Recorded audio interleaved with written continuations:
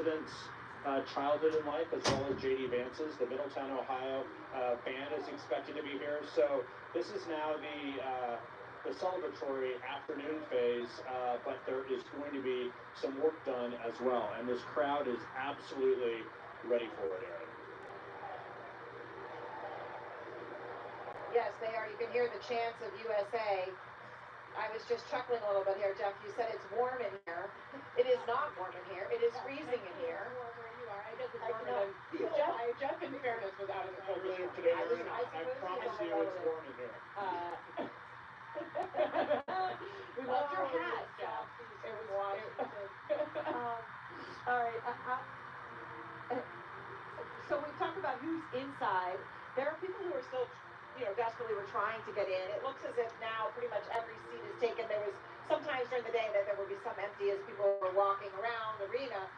But now everybody is waiting for the president. Brian Todd is right outside of where we are. And Brian, as we're just talking about who got in and who didn't, obviously the people in this room, while it is full, it's a very small fraction of the people who desperately wanted to see Donald Trump in this special moment. Absolutely, Aaron. We talked to a lot of people who had tickets for the mall who couldn't get there, wanted to try to get into Capital One Arena behind me for this inaugural parade and for the rally last night, and who couldn't get in. People talking to us about chaotic scenes outside Capital One Arena last night as they tried to get in for that rally. It was really kind of crazy. This is the security posture here. You've got fencing all over the place. There's the arena. Nobody can really get that close to it at all at this point, but there were large crowds coming in trying to get a glimpse of the president. Here's one of them. This is Matt Yacobinas from Tamaqua, Pennsylvania. Matt, you came here just to try to get a glimpse of the president, and you had tickets to the mall. You could not get in. What was the experience at the Capitol? But obviously we're disappointed to hear the news, the move on Friday. But we had our plans for the weekend. We figured we'd come down and see get a plan B together and try to enjoy as best we can. And it was a great experience. Obviously, the crowds were huge, but the support and the enthusiasm was just fun to be around and fun to be a part of. Talk about the energy in the city. There was a lot of disappointment like you had, not being able to get to the mall, but lots of energy around this venue and others, right? We weren't the only ones disappointed. A lot of people had the same experience, but we were all together. We all came here to celebrate the inauguration of President Trump. We pulled for him over the last 8 years, and we're happy to see him in. We're happy to see a new start. And like I said, being around everybody, it's been a party atmosphere. Very fun. What's your impression of how the city, the police, and just the overall management of the venues, how they handled it? Because we did hear scenes of some chaos outside the arena yesterday, people kind of pushing to try to get in. Did you have any experiences like that? We came down for the rally yesterday morning about 8:30, trying to find where the queue was, which was immense, blocks and blocks, tens of thousands of people, which we expected. We just wanted to experience it. We waited about 3 hours and decided it was a futile effort for us. And then, we ventured out with some people we met locally and friended up with, and just, bounced around town the rest of the day. And you're here now to see if you can maybe get a glimpse of the president as he leaves? We're hoping to see the motorcade depart on the way out, so we're kind of wandering around checking some of the vendors out. And it's just great to be in the city during this quite exciting time. So. Matt, thank you for talking to us. We really appreciate it. Good luck. Hope you can see something out here. All right, guys, this is an experience that we've seen kind of play out. You heard Matt talk about what it was like. What's interesting is you hear people talking about how disappointed they were not being able to get on the mall, not being able to get into Capital One Arena. Yes, there's disappointment, but you don't see a lot of bitterness. I didn't really encounter too many angry people. We've talked to a lot of people who were frustrated at not being able to get into these venues, guys, but there's just not a lot of anger here. But you heard Matt talk about it. They're just happy to be here and experience the energy of the city at this moment. Yes, absolutely. That's the way it is on the inside here too, Brian. The people who are here, these are people who are incredibly, proud and happy. They're joyful in this moment, and they're here, and they're now waiting for the president to come out. And as we await that, they are half still standing and all looking towards the back of the arena, Jake, where they expect the president will come out momentarily.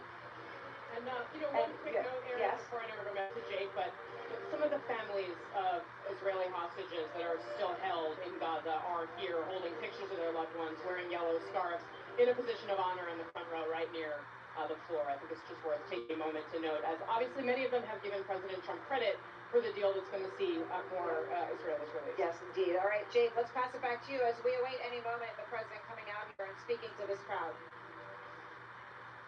Thank you so much to Aaron and obviously Casey as well. And we are awaiting really some meat on the bones. We're expecting President Trump to come out and not only address his supporters, and I'm sure he'll give them the lively speech that they are waiting for, but also he is anticipated to sign some executive orders that will radically change the shape of the United States as it exists right now. If you're a supporter of President Trump, then obviously that will be something you're looking forward to, presumably, and if you're not, then it is something you are dreading. But let's talk about what we are expecting. We don't really know, Dan Advantage, the details of these executive orders. We are waiting to hear what they are, but we do think they will dramatically reshape the border. We do think they will dramatically reshape deportations, and we do think they will dramatically reshape immigration policy. There's also a number of other executive orders that could touch on energy policy in the United States, that could touch on tariffs, but we're told by Tom Homan, who is President Trump's border czar in the White House, that starting at 6 o'clock tomorrow morning, the executive orders that President Trump signs, perhaps even in just minutes away, will have a direct impact on the United States. There are key buckets that he campaigned on, as you said, starting first and foremost, when you look at these executive orders with immigration and a whole slew of changes, big changes, at least the ones that he thinks he can do with a stroke of a pen without Congress, and then also with regard to the economy and specifically energy and oil. Then there's the so-called culture wars. And we just got an email, a story out from our colleague Tammy Luby, reminding us that one of the things that he promised to do in the inaugural address, an executive order, making clear that the law of the land in the United States is that there are two genders, a man and a woman, and that the immediate impact is going to be across the federal government, just even as maybe we think of as minor as what it says on people's passports, which now has the option for an X if you don't believe you're a man or a woman. Those are just some of those, maybe to some people small changes, but changes that will have a bureaucratic ripple effect, never mind, more importantly, a cultural change. That's a cultural change that a lot of people who voted for Donald Trump are really excited for, and just less than half of the country, many of those, certainly not so much. It has absolutely no effect on the price people pay for groceries and how much their rent goes for and all of those other things, but it's incredibly symbolically important to the base assembled in that room that we're looking at there. Donald Trump said something interesting today when he was speaking to his supporters in the overflow room, and he said that people kept telling him to talk about inflation and how expensive things have gotten, but he really thinks that the thing that he should have focused on and did focus on and that won him the election was immigration.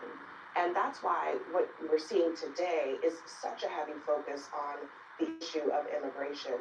It's because Trump himself believes that more important than even the state of the economy, more important than the prices people pay and bringing those down as he promised to do, is following through on these immigration policies. And already, right now, the changes have already gone into effect in some ways.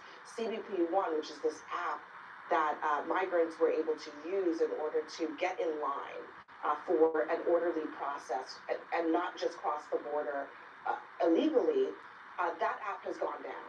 So people who had been waiting in line, they no longer have that avenue.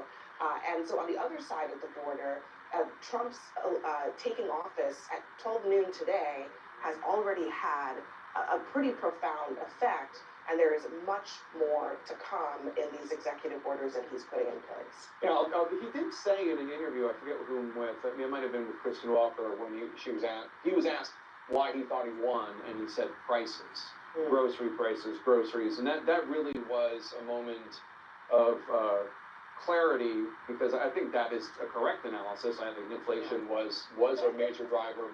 I think immigration was legitimately an issue as well. I mean, he said it today too. I mean, I do think immigration is a big issue, because not only is it a motivating issue for his base, but it's also one of those issues that, on top of prices, I think led to a huge amount of dissatisfaction across the country, especially thanks to his allies in Texas and in Florida sending migrants into major cities. That really spread out the dissatisfaction with the spreading thin of resources in cities and in suburbs across the country. Trump fundamentally believes, not just in this election, but also in 2016, that's the issue for him. That separated him fundamentally from the rest of the Republican Party and created this movement that he is now riding to the presidency yet again. All right, we're going to squeeze in a quick break while we wait for President Trump to come out and speak to his crowd and sign some executive orders that we think will reshape the United States of America as it is right now. Stay with us. We'll be right back.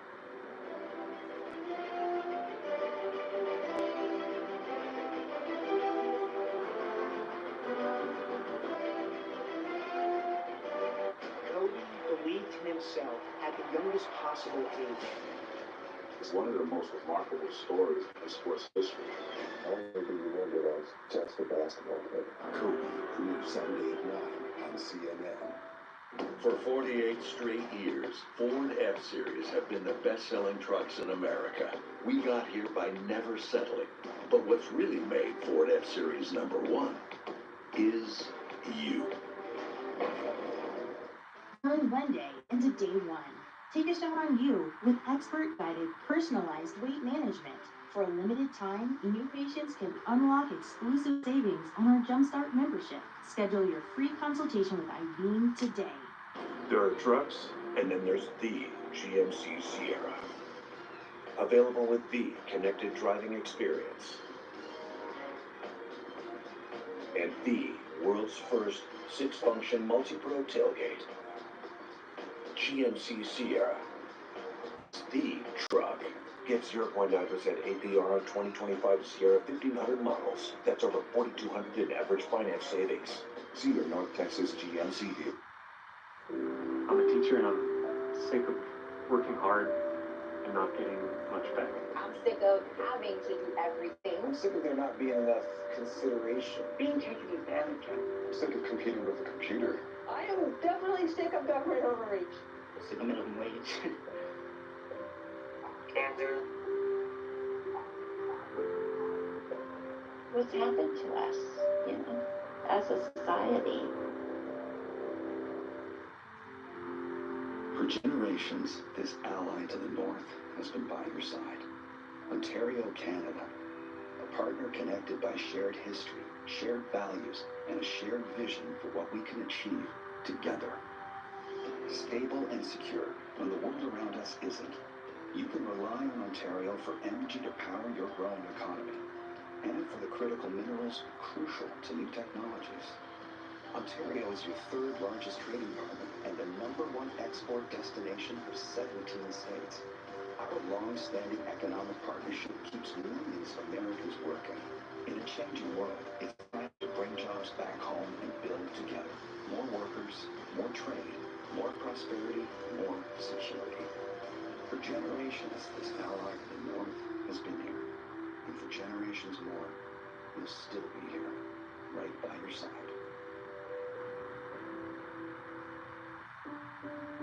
Explore the world the Viking way. From the quiet comfort of elegant small ships with no children and no casinos. We actually have reinvented ocean voyages, designing all-inclusive experiences for the thinking person. Viking, voted world's best by both Travel and Leisure and Condé Nast Traveler. Learn more at Viking.com.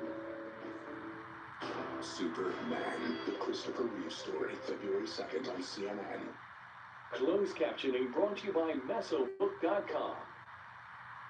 If you or a loved one have mesothelioma, we'll send you a free book to answer questions you may have. Call now and we'll come to you. 800-821-4000.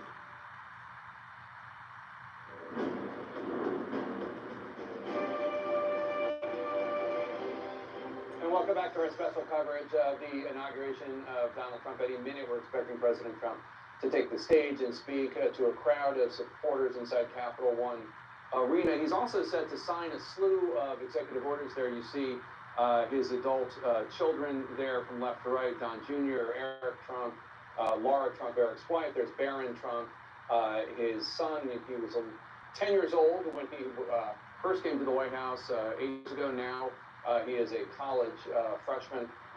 Next to Laura Trump, you see Ivanka Trump and Tiffany Trump, the adult children, and one in-law. I believe in between Don Jr. and Barron Trump is Melania Trump's father. Melania Trump sadly lost her mother roughly a year ago. But this is really going to be, Abby, the substance amidst all the pomp and circumstance and the celebration of American democracy, the celebration for his fans of Donald Trump and his presidency. This is going to be, we're really going to see what this means. And then starting 6 a.m. tomorrow, according to Tom Homan, Trump's border czar, we're going to see the results of the deportations and the like that will no doubt upend American society in some ways. Obviously, some of them will be criminals that we'll all be happy to bid adieu, but it will not likely stop there. Yeah, you know, I think it's an interesting decision for them to do some of the EO signings in this room in front of supporters. And it's actually a nice touch, I think, so that that people can actually see this moment happen. I'm watching the seats and the stands there. It's almost exactly the way that they had it set up at the RNC, the Republican National Convention, where the family and dignitaries, it was kind of a rotating cast of Trump characters in those seats, and they basically set up something very similar. So this is going to feel like opening up some of that process to regular Americans, supporters, people who came from all over the country to witness this moment. And I think that's Steve Witkoff there, who just helped Trump and the Biden administration negotiate a ceasefire and a hostage deal with Israel and Hamas.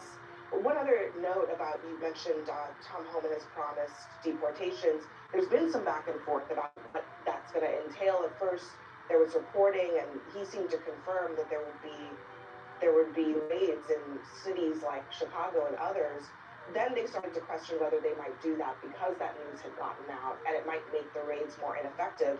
So it's still unclear exactly what we're going to see this week as they do try to have a moment of shock and awe. And talking to Democratic sources on the Hill, you're not going to hear a ton of pushback from them about deportations, as you said, of people who are criminals, who have final orders of deportation. They're waiting to see what else Trump does and pick their battles carefully, because there's going to be a lot going on. The Democratic Party just seems so rowdy these days. Yeah, they really just seem defeated. And so, I mean, obviously, they lost the White House. They really are defeated. Yeah, no, I don't mean, but I mean, it's not just, but they're not. Look, contrasted to 8 years ago, no when you had the Women's March and a group of the resistance, and like, you don't even, and like, I don't expect it today because it's Inauguration Day, but you don't even really, in terms of what Abby just said about, like, we're going to stand up against this, we're going to stand up against that. I think they're trying to feel it out and figure it out. Lessons learned from 8 years ago, very different. I mean, a lot of Democrats, no surprise, have very different points of view on how to deal with it. Some want to, even and especially the leaders, want to take a breath and be very strategic about what to push against. Meanwhile, what we're looking at right now, you were talking about how this looks like the RNC. It's also a very quick change into what was supposed to be what is behind us now. We're across from the White House, kind of a reviewing stand for a parade that is at least in recent history, outside. And now it's not because of the cold weather that was predicted. It is now inside in that arena.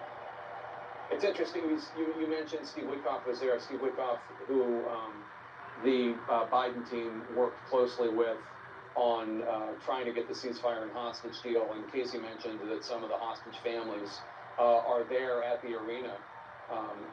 It's weird, it's funny because Biden and Trump have gone back and forth about who gets credit for the deal, obviously negotiated to a large degree by the Biden team. But were it not with the threat of Trump, a Democratic insider told me, were not the threat of Trump, it would not have happened because Hamas did not think they could get a better deal during the Trump administration. Trump was threatening all hell would break loose if they didn't start releasing the hostages.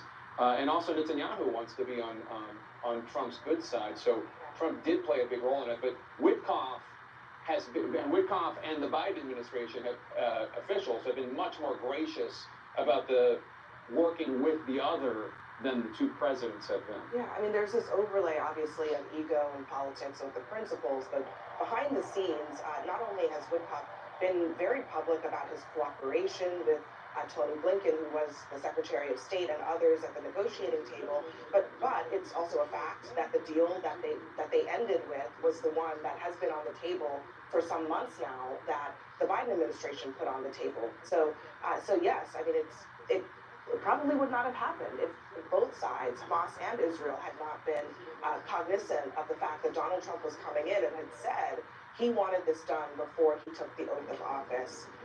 The hostages are not all home, but there is a plan and a process in place for them to come home over the coming weeks and months. Aaron Burnett is in the room. Aaron, tell us what you're seeing inside there. Well, sorry, Jake, it's hard to hear you, but I can hear you saying my name. So what we're looking at here, this is a performance, a score written specifically for the 47th president, and they are performing it here. There's an announcer for the parade, Dan Taylor's. They've sort of started the parade announcing as the first family has come in. We are still awaiting the president. As Casey and I are sitting here together, we are noticing a few things. As the family is filed in and their pictures are put on the big screen, they get this resounding, massive applause. We don't yet see Jared Kushner sitting there in the front row. You do see the children along with Lara Trump, Eric's wife. Right, But Jared Kushner is not out there yet.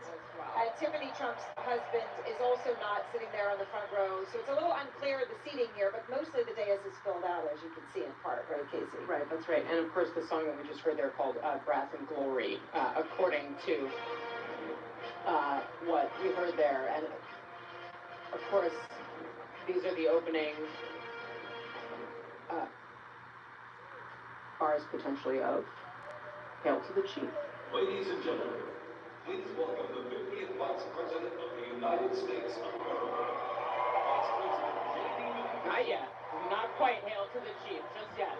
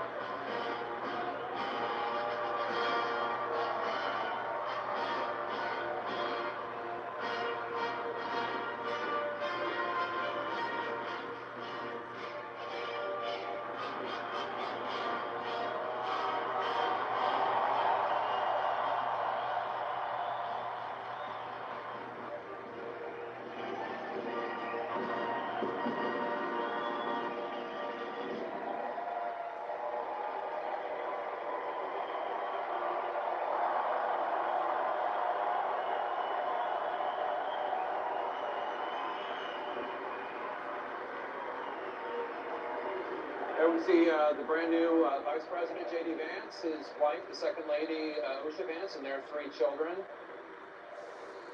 The daughter, I believe, was covered with something familiar to anybody who's ever had a toddler. At one point was covered with Band-Aids before her father's swearing-in ceremony, which I think she still has the one. Relatable. Oh, there she is. You can see her Band-Aids on her hand. Okay. I don't know if they're princess Band-Aids. Whatever they are. Good luck getting them off. Yeah, exactly. Good luck telling her she can't have them. Yeah. But you don't often see those 3 little ones with their parents. It is obviously very difficult to have young children out and about in this kind of political environment. I'm trying to think of the last time that there were children so young. Here's President Trump and First Lady Melania Trump entering the Capital One Arena, greeting his adoring fans, many of whom came thousands of miles to attend his inaugural. Were disappointed to hear that it was being moved inside because of severe weather forecast. But they are happy to see him. They're happy to see him, delighted to see him. And he is doing something that I don't know that has ever happened before, which is the signing of executive orders for a crowd. Even seeing him walking through this crowd, it feels a little unusual that he is really up close and personal with his supporters. Again, with Trump these days, you're reminded that there is this incredibly heightened level of security around him, but they've allowed him and his supporters to get very, very close in this moment, and I'm sure for those people this is sort of a time of their lifetime. Aaron Burnett inside the arena, tell us what it's like. So, look, it's electric and ecstatic in terms of the feeling of the people who are in this room to see him. And they are watching, actually, Jake, from the side where Casey and I are sitting, you can see the president walking down, but you can also see all the people watching it on the big screen, right, who aren't exactly at the spot where he is walking down. I don't have quite that same exuberance. I'm sure there's a bit of disappointment that they're not that close from what I can see, but... And you might be able to hear a little bit of that roar that just kind of went up as he's now waiting for the entire crowd there with his binder. Pointing to his executive orders, it looks like, in that book of what he's here to sign. That's what it looks like. And, I think it is interesting that he walked down through his supporters. That was an explicit choice to be with the people, because obviously he easily could have come from any one of the entrances onto the floor directly of the arena that's not available to the press, walked out onto the floor, and not been among the people. And again, you can hear the crowd going up as Melania waves, and that's what we saw from each of his children as the camera shot hands from one to the next. The crowd would respond. Ivanka Trump blowing kisses to the crowd. Donald Trump Jr. making a joke of whether he or Eric got more applause. Chants of USA throughout this arena. And the president is right now standing in the middle of the dais, right next to the presidential seal. And it does seem as though perhaps those were his remarks, Aaron, because he stopped and he put the binder on the podium, and now he's walking over toward the desk where he may sign more executive orders. The desk appears to have actually a stack of folders sitting on it, presumably, and there's the pens you can see to the left, the ceremonial signing pens. That's also part of these types of rituals, because each one will then often be given to someone as a souvenir or remembrance piece. Yes, and we do know he's going to be signing those, and there is a microphone by that desk, as Casey and I have been saying, Jake and Wolf, but you see he's going here now with the First Lady. They're going to take their seats, and it seems like they're going to view the actual parade as opposed to going straight to the podium and giving comments right there on the side or the desk. And again, he's going to watch. This very reminiscent of the Republican National Convention, where you may remember not that long after the assassination attempt against the president in Butler, he came to the initial night of his own convention, and then every night after, and watched with his family. It sounds to me like they're chanting, "Fight, fight, fight," which of course is the rallying cry. That fist in the air, that word "fight," is the rallying cry that came out of that assassination attempt in Butler, Pennsylvania, after the president-elect, or I guess now the president of the United States, then candidate for president, just barely dodged that bullet, had the presence of mind to stand up, say to fight, as the Secret Service tried to protect him going forward. It really is reminding me of that first night at the convention, that Monday night, where he came in. It was a similar, it was the first time everyone had really seen him in the wake of that difficult situation. And he's clearly trying to replicate that. There is a feeling in the room to try to capture it, and I know that so many who have covered the rallies are familiar, but of adulation. This is somebody that, people in this room, there is an adulation about this. This is an incredibly important moment for them. Now, this is the parade. So what we're watching is essentially on the dais, the president observing Several of these bands who were going to be marching down the streets of Washington in the parade now are going to be essentially in a giant U, Jake and Wolf. They're coming in on one side, we can see them, and they're going to come up right in front of the dais and walk around the other side. Let's listen into a little bit of it.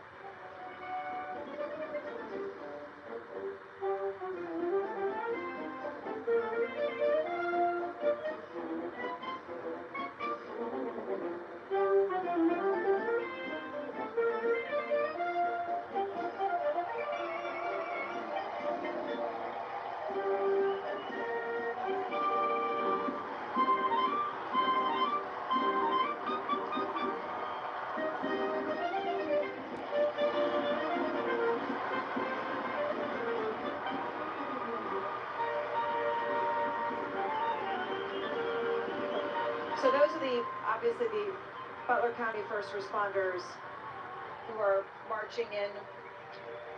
Also, Right, Aaron, yes. one quick note, because our panel, Abby, Philip, and Jake were talking about it a little bit earlier. Yes. Apparently the bandages on J.D. Vance's daughter's fingers, her name is Maribel, by the way, are bluey bandages. I think your kids may be a little bit older than mine. Bluey is very popular in our house, but that's just to put a button on an earlier conversation. Well, it is his normalcy and approachability for J.D. Vance that is a great appeal for many. The other thing that we should stop and just reflect on, we lost the shot, but this is the group from Butler, Pennsylvania. Yes. The site with the uniform of Corey Comparatore, who was killed during that assassination attempt. Jeff Zeleny, you're here with us, and I believe where you're standing, you are looking right over where the bands will parade in one after another, yes? We are indeed, Aaron. We're watching them coming through, and as Casey was just talking about, these are the Butler County, Pennsylvania first responders. We're told there is going to be a moment of silence here, so we will, of course, be respectful and on guard for that. But after this, there will be someone from Trump's history, the New York Military Academy, which Trump, of course, was a 1964 graduate of there. There'll also be the Palm Beach Police and Fire Guard Unit, the Middletown High School Marching Band, of course, J.D. Vance from Middletown, Ohio. So some very specific moments of that. But they are now paying service to first responders nationwide here, and you can hear the crowd really cheering in here. So yes, this is a unusual parade, but a parade it is. They are walking around a fairly small center of the arena where the Washington Wizards normally play. Today, it's an indoor parade.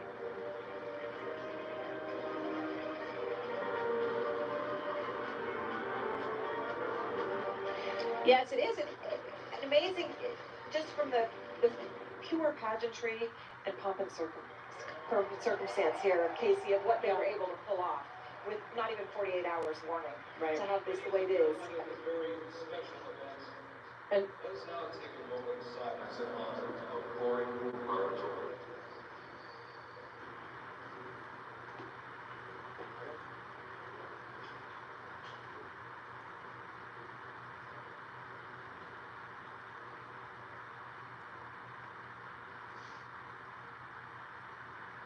Thank you very much, ladies and gentlemen. Corey Comparatore was killed in Butler, Pennsylvania in the assassination attempt against the president, and those were the first responders from Butler that we were just watching there as part of that band. And they carried what appeared to be his uniform in front of them, the way you might carry a flag for, a fallen soldier or sailor, airman, or Marine. Noting that, of course. And it's worth noting here, we're seeing these bands walk out here, New York Military Academy here. They were announced, or at least the group from Butler was announced as they turned the corner and were presented, essentially, to President Trump. Yeah. New York Military Academy is one of the ones, there were many bands that were supposed to be performing in the parade that were not able to because of the truncated nature of this location and timing. But New York Military Academy, Cornwall on Hudson, New York, that is where President Trump went to school and graduated in 1964, and they were able to make that cut. Well, that does make sense, doesn't it? Look, and there they are, saluting the president as they walk by.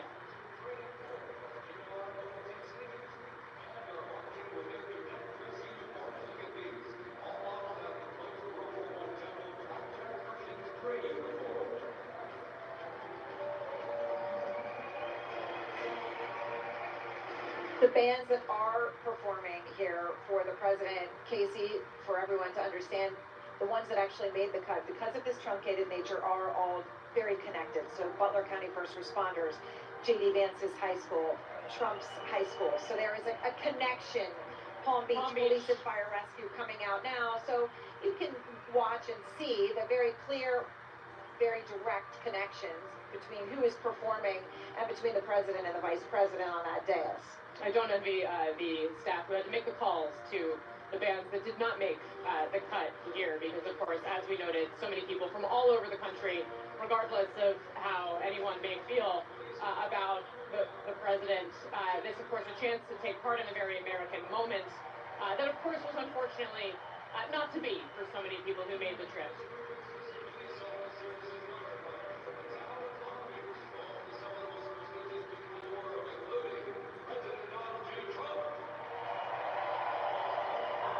You heard that, Casey, home to some of the most prestigious people in the United States, including President Donald J. Trump. That's the inaugural parade announcer, Dan Taylor, who is doing the actual announcing. And of course, you can see there the president speaking with his vice president, J.D. Vance. It's interesting. I mean, one of the things that we've noted throughout is how much Vance has sort of receded in some ways from the public eye compared to where he was during the campaign. In favor of people like Elon Musk and the other kind of billionaires who, of course, were on the dais with President Trump. But now, of course, he is, in his place the same way he was at the convention with his family, standing next to the now president of the United States. He, of course, good friends with Donald Trump Jr., who, of course, also seated a few seats down. And Elon Musk did speak earlier here today to a standing applause ovation, a hero to this crowd. The City of New York Police Department, one of my favorites, as a New Yorker, the bagpipes. We will take a very brief break here, and we'll be back in just a few moments here as our coverage continues of this parade, and in just a few moments, the crucial signing of these executive orders by the president in front of 20,000 people at the Capitol Arena.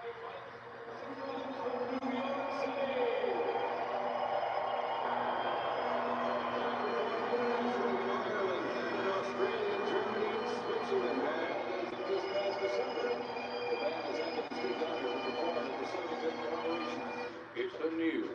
Welcome back. But it's also kind of not the news. We don't fact check you. We don't care, man. Why is all the information on this show so terrible? Have I Got News for You returns February 15th on CNN. For 48 straight years, Ford F-Series have been the best-selling trucks in America. We got here by never settling. But what's really made Ford F-Series #1 is you. Turn one day into day one.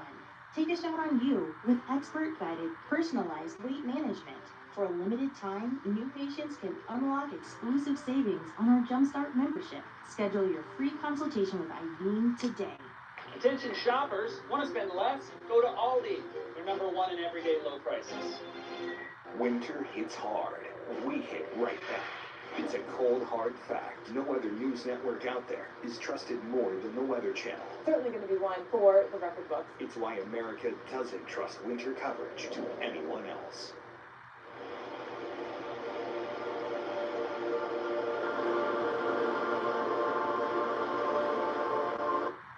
Want a next level clean?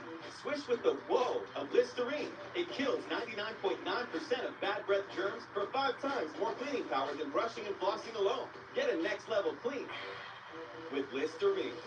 Feel the Whoa. At Harbor Freight, we do business differently from the other guys. We design and test our own tools and sell them directly to you. No middleman.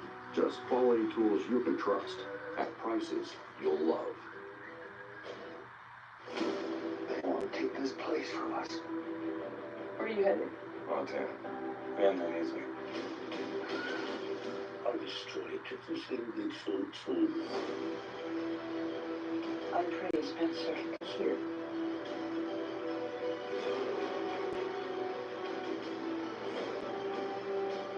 I don't have time. Anything worth having is worth fighting for. 1923, new season streaming February 23rd.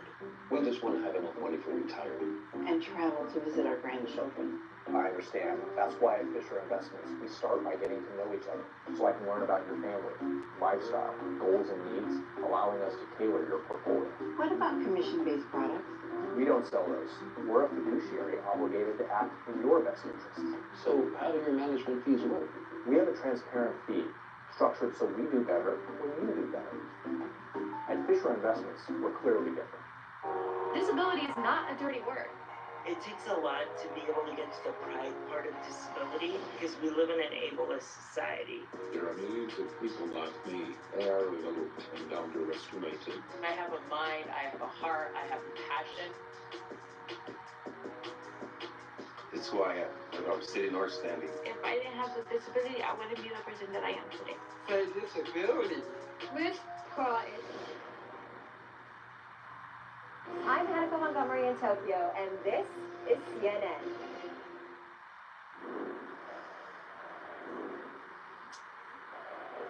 The inaugural parade going on behind us, Sweet Land of Liberty, about to be performed by the Middletown, Ohio High School Marching Band, Casey, which of course is where J.D. Vance went to high school. So a moment, you know, if you take a step back to think about that any high schooler in America could have one day. Just to think about how J.D. Vance feels looking at that and remembering being in high school. I think it is worth, in this moment of incredible partisan divide and anger and frustration and that people feel, no matter their, as I say, political persuasion, that's how he's got to feel right now, pride.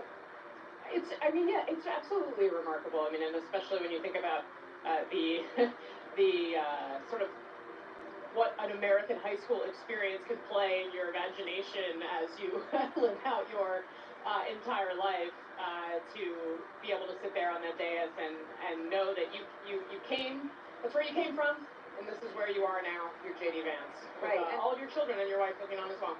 Yes, and you know, he's basically written the Hillbilly Elegy. Everybody knows a lot about his past. He has talked a lot about it. But it is a moment like this to think about the reason that Americans are so proud of being Americans is that anybody could be sitting up in a dais like this or to become president or vice president.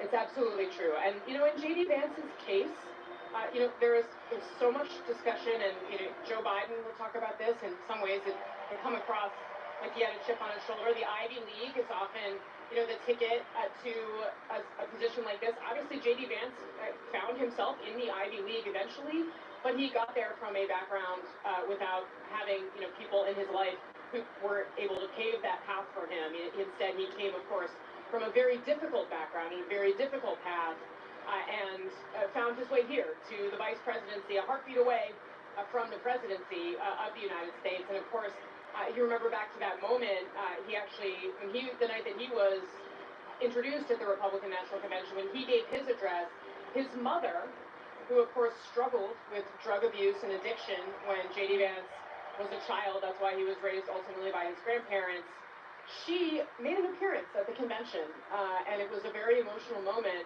where he said he was proud of his mom. She has gotten clean and changed her life. And it's a story, you know, quite frankly, that too many Americans can relate to, right? Of having someone in their lives that they love being impacted by the horrible drug epidemic that so many have faced. And she was there with him today. Hopeful if you can get through it. Yes.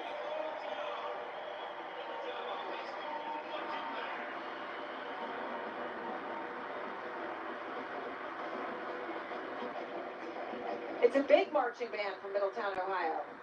Hey, this is a big You know what? Our marching bands in the Midwest, I don't have much good to say about Ohio as someone from Michigan myself, but I have plenty of good things to say about the Midwest. Yes. All right. A very big moment for them. All right, we will take a very brief break and be back in just a moment. We do anticipate a couple more performances here from bands, and then those executive orders on that red desk that you see to the left of the dais, where the president will be signing with a microphone, talking about a slew of executive orders, from immigration to genders to deportation, in just a few moments.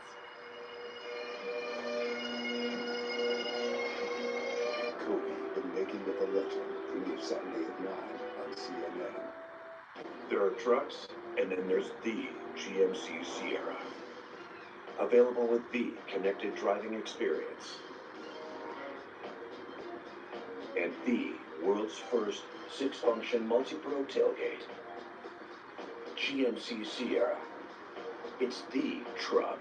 Get 0.9% APR 2025 Sierra 1500 models. That's over $4,200 in average finance savings. See your North Texas GMC dealers. Prioritize your style with 40% off the spring shop right now at Hobby Lobby. Save on items that will help you be practical in style while giving everything in your space a place. Save 40% on the spring shop at Hobby Lobby today. Your home deserves windows that do more than just look great. With Pella, you'll get energy efficiency that saves on utility bills and timeless designs that elevate your home's style. Call now and take advantage of our limited time offer. Thinking of updating my kitchen? Yeah? Yes. This year, we are finally updating our kitchen in subway tile and an ivory or eggshell. Cream, maybe bone. Don't get me started on quartz. Big island, beautiful waterfall. For everyone who talks about doing that thing, but never does that thing, No breakfast lunch. Chase has financial guidance. See how you can start saving to make this happen. Really? Really? Really. At home or in You person. can also check out a Chase Money Skills workshop. That's guidance from Chase. Make more of what's yours. Jon Stewart and The Daily Show are here. Kicking off 2025. It's going to get crazy. With brand new episodes. Yes, to everything that you guys were saying. And a not quite brand new president. Sometimes it's even too dumb for me. With topics you can swear by. The winner moves into the White House, and the incumbent just wanders off into the jungle. Comedy Central's The Daily Show on Comedy Central. And streaming next day on Paramount Plus. Kate made progress with her mental health, but her medication caused unintentional movements in her face, hands, and feet, called tardive dyskinesia, or TD. So her doctor prescribed Austedo XR, a once-daily extended-release TD treatment for adults. Austedo XR significantly reduced Kate's TD movements. Some people saw a response as early as 2 weeks. With Austedo XR, Kate can stay on her mental health meds. Oh, hi, buddy. Austedo XR can cause depression, suicidal thoughts, or actions in patients with Huntington's disease. Pay close attention to and call your doctor if you become depressed, have sudden changes in mood, or have suicidal thoughts. Don't take if you have liver problems, are taking reserpine, tetrabenazine, or valbenazine. Austedo XR may cause irregular or fast heartbeat or abnormal movements. Seek help for fever, stiff muscles, problems thinking, or sweating. Common side effects include inflammation of the nose and throat, insomnia, and sleepiness. Ask your doctor for Austedo XR. After careful review of medical guidance and research on pain relief, my recommendation is simple. Every home should have Salonpas. Powerful, yet non-addictive. Targeted and long-lasting. I recommend Salonpas. It's good medicine.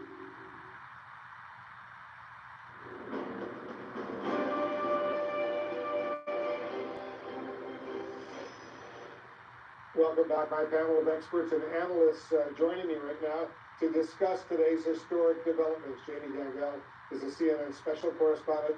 John King is our chief national correspondent. Laura Coates is a CNN anchor and chief legal analyst. Elliot Williams is a CNN legal analyst and former federal prosecutor. And Tim Naftali is a CNN presidential historian and the former director of the Nixon Presidential Library. You know, John, the parade, the abbreviated parade indoors at the Capital One Arena is about to end.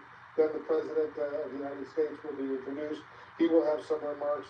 Then he'll do some signing of some executive orders that he's put in place today. Some new laws, if you will. Give us a little sense of the history of what's unfolding. Well, number one, you're seeing what is normally outside, and again, whether you voted for Trump or didn't vote for President Trump, everybody involved in a remarkable, let's turn this outside into an inside display did a remarkable job, right? You know, a president deserves his parade, the president's getting his parade. The supporters deserve to celebrate, they're getting a chance to celebrate. It is abbreviated and truncated, but this is normally, we've done this ourselves a couple times. What happens outside of Pennsylvania Avenue, directly across from the White House, and where the family is sitting, looks very much like the booth that they set up, built for the president, right outside the White House. The substance, the ceremonies are great, the ceremonies are a good signal to the country and to the world, but that desk off on the side of that stage is going to tell us the details. We know about immigration, we know about energy, we know about a whole bunch of issues the president wants to take action on day one. We don't have the details. It doesn't deal with birthright citizenship when it comes to immigration. What does it say about who's deploying to the border? He says he's going to reinstate the stay in Mexico policy, but what does it say? Right? Trump often talks in these broad strokes, but then these policy issues, it's going to be the details, because almost all of these first big policy issues are going to end up in court. They are going to be challenged already.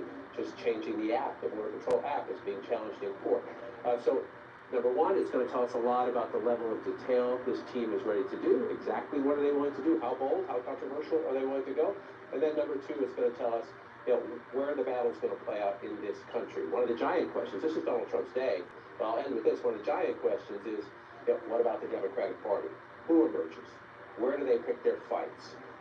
We saw this dating back to the Obama administration when Republican attorneys general, and it's happened every time power has changed since, the other party's attorneys general, the governors, and the mayors go to court to challenge the present administration's policy. I think one of the tests of how do the Democrats fight and who become their big leaders are going to be in these fights against these Trump executive orders as they play out in the courts. And John just said a key word, how controversial. So in Trump's first administration, he was chaotic and controversial.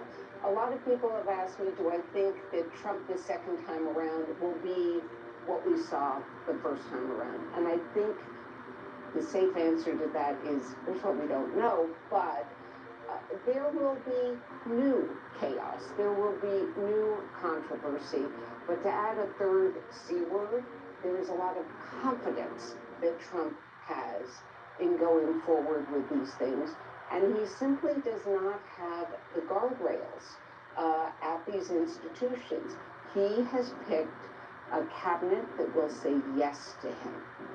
He also has, add the C word, he has Congress now. He's got the trifecta in government that will be supportive of him undoubtedly.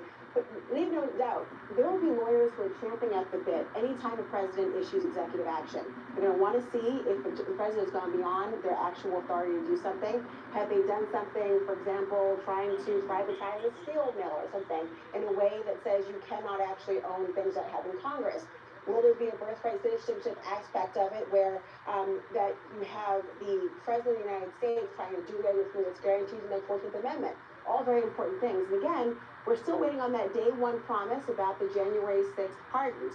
What's that going to look like? Who are the category of people who might be included in this? Are we talking about violent versus nonviolent? Remember, how do you define violent? There were people who were accused of and convicted of conspiracy, and who were outside of the actual day, were not present, and still had some of the toughest penalties. Stuart Rhodes, for example, Enrique Tarrio on these claims. And so how will he look at this? And of course, today's preemptive pardons that came out from President Biden might give some political cover, at least for the narrative that suggests that, okay, if all gloves are off, we'll do what we would like, and a little bit of a legal tit-for-tat will ensue. Normally, as we all know, these parades take place outdoors down Pennsylvania Avenue, from Capitol Hill usually towards the White House, but because of the cold weather here in Washington, this is an abbreviated parade inside the Capitol One arena here in Washington. So we can continue to monitor these developments. We're standing by.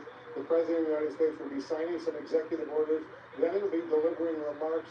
The schedule put out by the White House says about 15 minutes of remarks. This will be his third time today that he will be speaking. I'm curious if he's going to be speaking from an advanced script or if he's going to just ad-lib and go, as he did the last time, the second speech, and just go very, very hard against the Democrats, against the outgoing, former now Biden administration. We'll see what's going on. We'll continue our special coverage right after a quick break.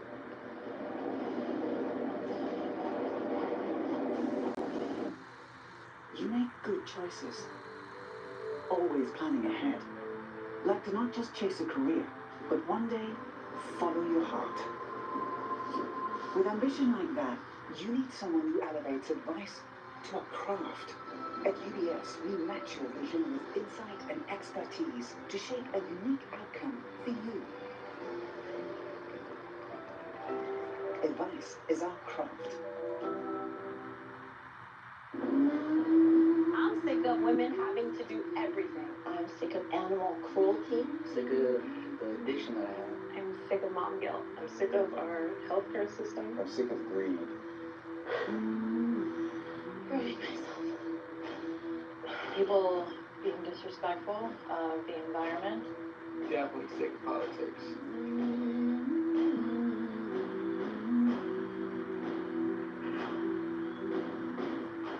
The darkness of bipolar depression made me feel like I was losing interest in the things I love. Then I found a chance to let in the light. Discover Caplyta. Unlike some medicines that only treat bipolar 1, Caplyta is proven to deliver significant symptom relief from both bipolar 1 and 2 depression.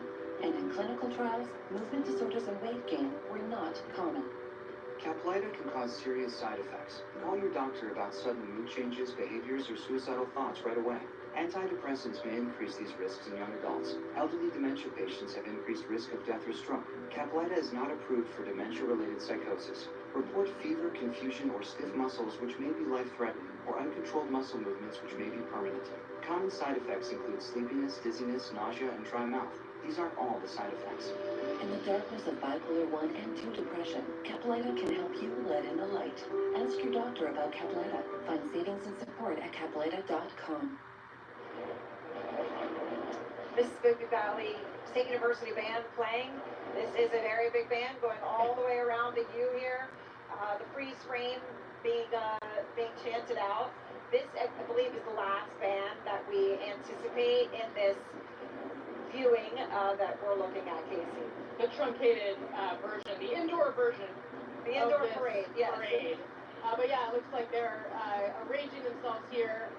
Proper college marching band. They've got quite a tuba section here, as of course Melania is now seated. Actually, most of the attendees have remained standing as they have watched Chavance and her. He did make a comment earlier about her heels. He did. He did. But they were hurting her, so that may be why. But she is the only one sitting. He is watching what we believe will be, again, from the information that we have, the final band, and then we do already see a pool of photographers that have assembled around that executive order desk, where the next portion of this will begin, which will be the signing of many executive orders. Jeff Zeleny, you are standing, you can see this band from the other angle, filling really the entire floor of the arena, Jeff. Aaron, this is a marching band that is normally on a football field or marching down Pennsylvania Avenue, and looking at the expressions on the faces of these young students, they are excited to be here in Washington. They were invited to this inaugural parade quite some time ago. This is a historically black university, Mississippi Valley State University. You can see President Trump there watching the band. The crowd now is getting into this, and this is a moment for this band. This is a moment for this inauguration, and as John King was saying earlier, this is a part of an inauguration ceremony that is good. It celebrates the transfer of power. Yes, there will be substantive executive orders to come, but for this moment at least, having an HBCU band here is also a reflection of what President Trump believes was his coalition. He did indeed expand his coalition to more voters of color, and that is one of the reasons that they are here. And just look at this scene. This is, there's nothing better than an HBCU band. I played trumpet at the University of Nebraska Cornhusker Marching Band. It is nothing compared to this. HBCU drum lines, the dancers, they are the best of the best. So we should watch this and take it in a little bit. We see the drum majors over there. This is high theater, and President Trump certainly seems to be taking this in. Only one day ago, on that exact same stage, he was standing there as YMCA was played by the Village People. And now it's an HBCU, Mississippi State Valley University marching band.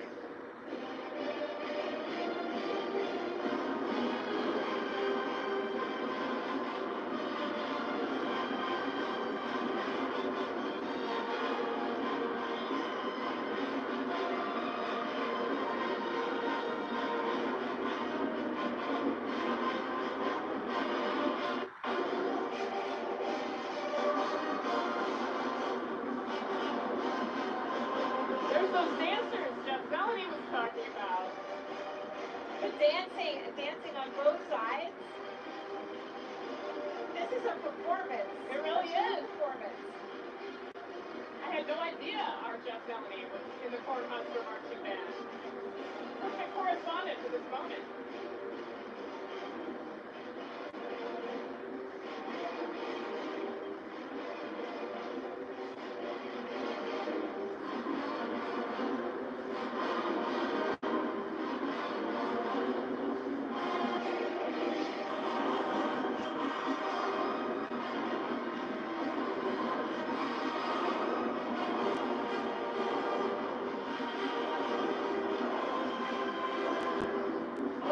Melania Trump stood back up for this.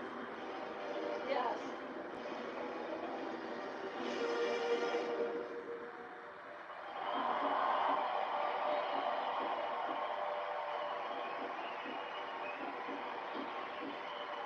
Casey, there are at least 100, performers, and there were multiple dance routines going on, and different. This was one on each side. By far the biggest we have seen.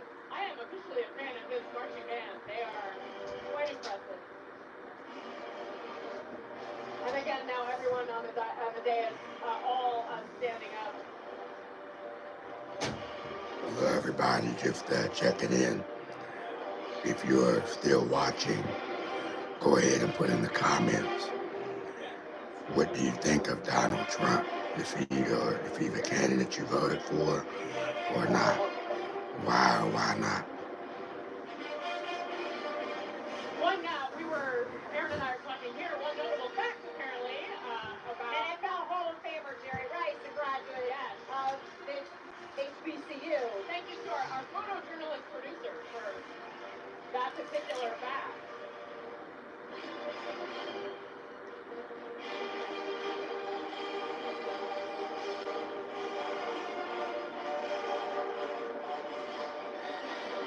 One thing we're noticing here is that J.D. Vance. But now they're showing them dancing. The pool. There's one camera, so viewers understand that it's controlling the shots. So you can't see all the dancing. We can see. Yeah, that's right. There are a number of a section of women dancing and also men with batons. On the day of J.D. Vance is struggling to wrangle his three children. You've seen him stand up a couple of times. One of them is dancing, waving her arms in the air. As a parent of current toddlers, I sympathize.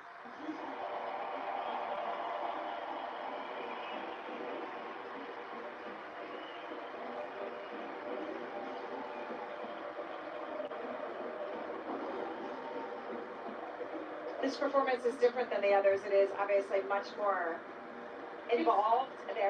It's taken over the room in a way that the other performances didn't necessarily. Obviously, the other ones, smaller high school bands who are having a real big moment. This team, man, they are used to performing for a crowd inside a big football stadium, and they have captured the room like the pros they are. And now they are starting to move towards the exit, but as we said, there's got to be more than 100. Easily more than 100, if not in this bit, yes.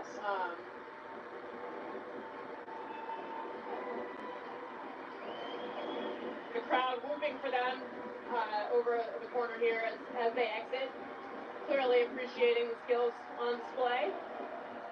Now they are starting to move towards the exit, as you can see from this aerial view. And there we go. Close to 300, I believe the announcer Dan Taylor just said for this band.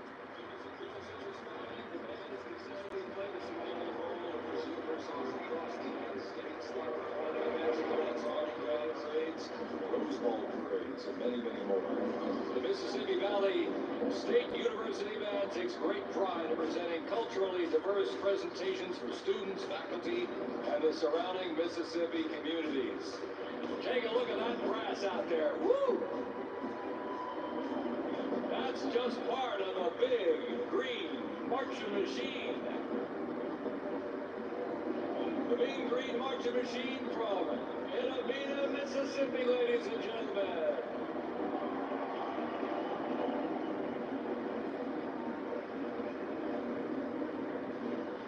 understand this will be the last band performing. So at this point, Steve Witkoff, who has been essential to the Trump administration's involvement with the hostage release deal in the Middle East, going to be introducing the president, who will be signing those executive orders. A giant stack of them, Casey, that we saw.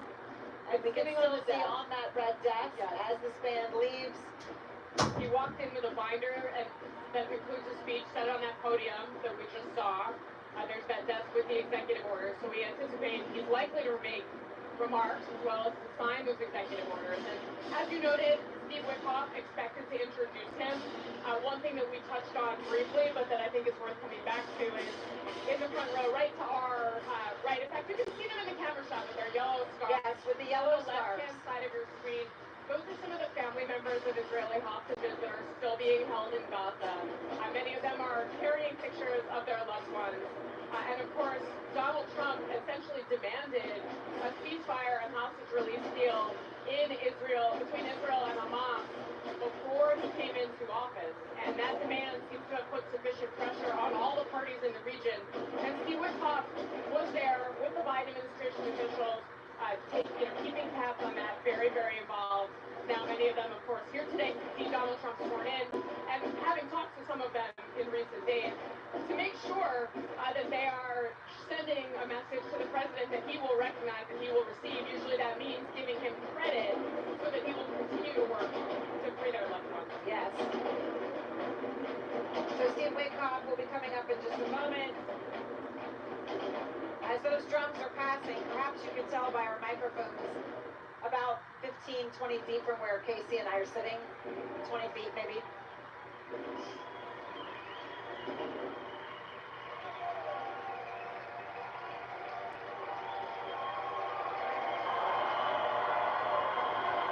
Shit, the podium.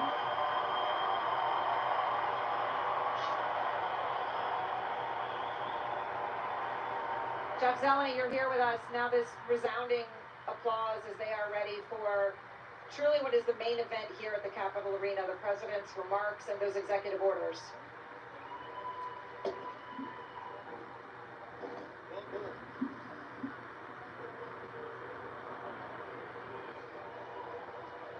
Ladies and gentlemen, please welcome our new special envoy to the Middle East, Steve Witkoff.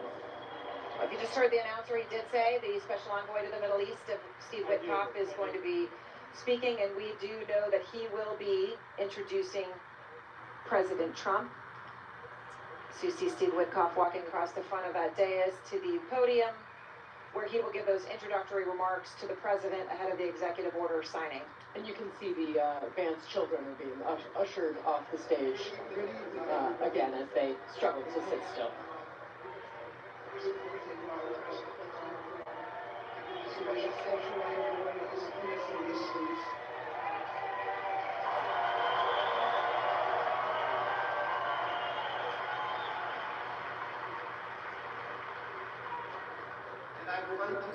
And I would like to describe to you some of the things we're doing and how it informs on President Trump's policies. First of all, it is an honor to stand before you today as I reflect on the enormity of the role that President Trump has tasked me with.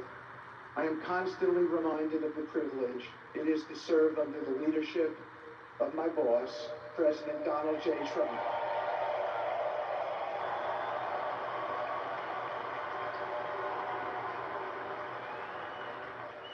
His presidency has provided a clear, bold vision for the Middle East, and it is this vision that guides every step I take in the mission.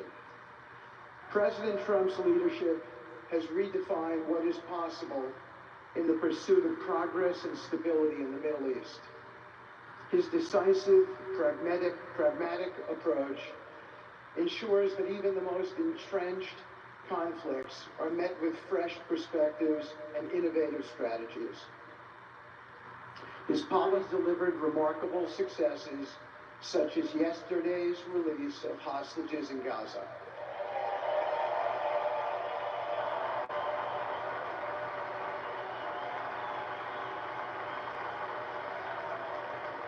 Thank you. This achievement demonstrates the strength of President Trump's leadership and the respect he commands on the global stage. It is yet another example of his ability to deliver results in the most complex and challenging situations. The Abraham Accords, a testament to his vision and determination, have also brought historic progress to the region, transforming old rivalries into new alliances. These agreements are not merely symbolic. They represent a practical roadmap for peace, economic cooperation, and mutual respect across nations. My role, as President Trump has tasked me, is straightforward yet profoundly challenging: to turn his vision into actionable outcomes. He sets the agenda, he lays the framework, and he inspires people like me into bold action. My responsibility is to implement his vision, engaging with leaders across the region to find pathways towards sustainable peace and stability. And let me tell you, having Donald Trump as a boss makes this task not only possible, but far more effective.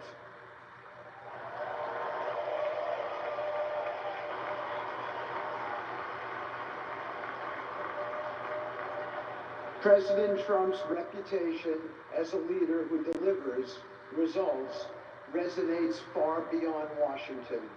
Leaders in the Middle East know he means what he says.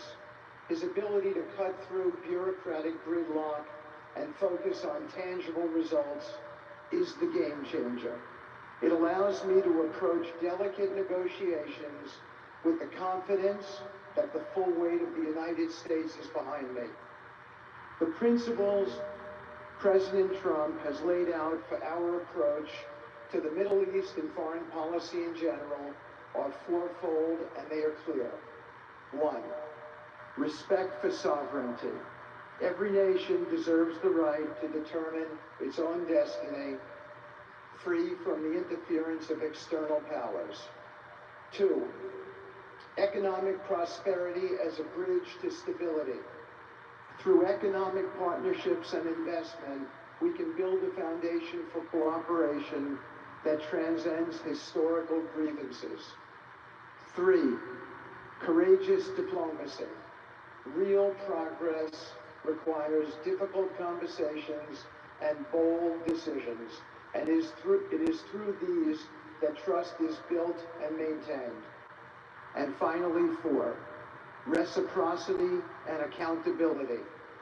The United States requires reciprocal actions from our partners. We are done carrying the financial burden for nations that are unwilling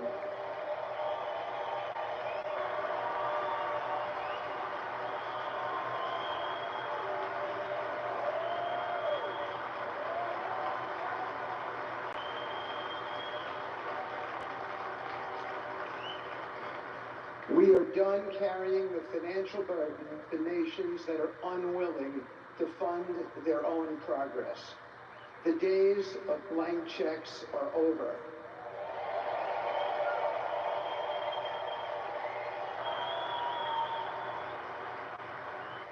Partnerships under President Trump's leadership must be equitable, and contributions must reflect shared commitments to our goals.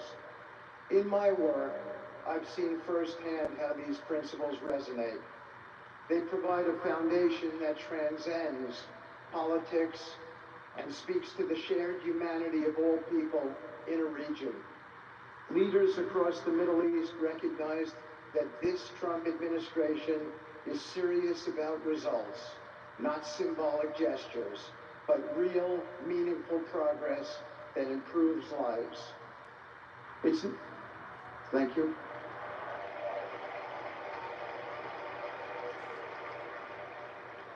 It's not always easy. There are moments of deep challenge and frustration. Decades of mistrust cannot be undone overnight. Yet I take comfort in knowing that I am not in this alone. President Trump's clarity of vision ensures that I never have to question what success looks like. His leadership provides the confidence and direction necessary to navigate these complexities.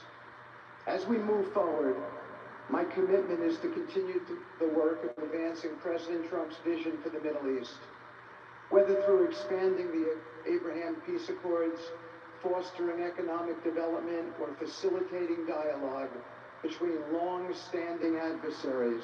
My focus remains on actionable results. Let me close by saying this. A stable and prosperous Middle East is not an unattainable dream. It is a goal within our reach, made possible by strong leadership and unwavering commitment. Under President Trump's guidance, we are proving that the impossible can become reality. Thank you, but I have one more thing to say. We have some special people for me to introduce you to tonight. President Trump has been talking to them as well. They are the families of hostages from Israel who have been in Gaza for the last year and a half. There are many of them here today. Several of the families have lost children and loved ones, and they're here because they're part of an effort to retrieve their bodies so they can be buried in a proper way. Several have children who are still in captivity. There is an American family here whose loved one is scheduled to come out in 14 days, and they're going to be meeting the president tonight. So let's give them all some love and a big hand. Come on up.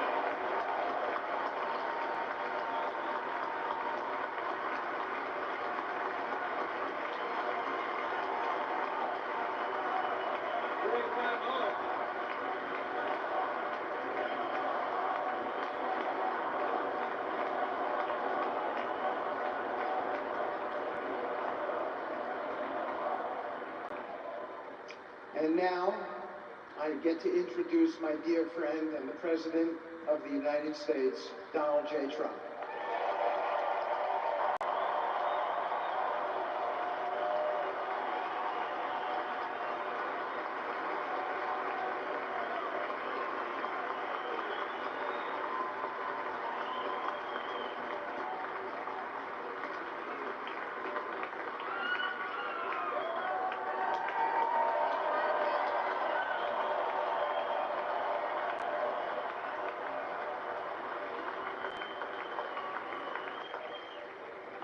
Thank you very much, everybody. Appreciate it. Thank you.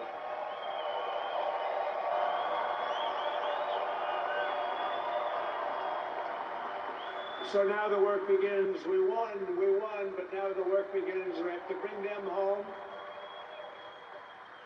And you know, tonight I'm going to be signing on the J6 hostages, pardons, to get them out.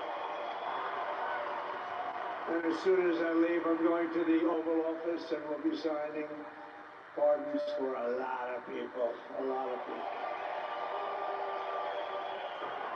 And thank you to Steve Witkoff. He's a great guy. He's a friend of mine. He's been a very successful man. He's a great negotiator. He's a wonderful guy. People love him. And he's got a tremendous power of persuasion.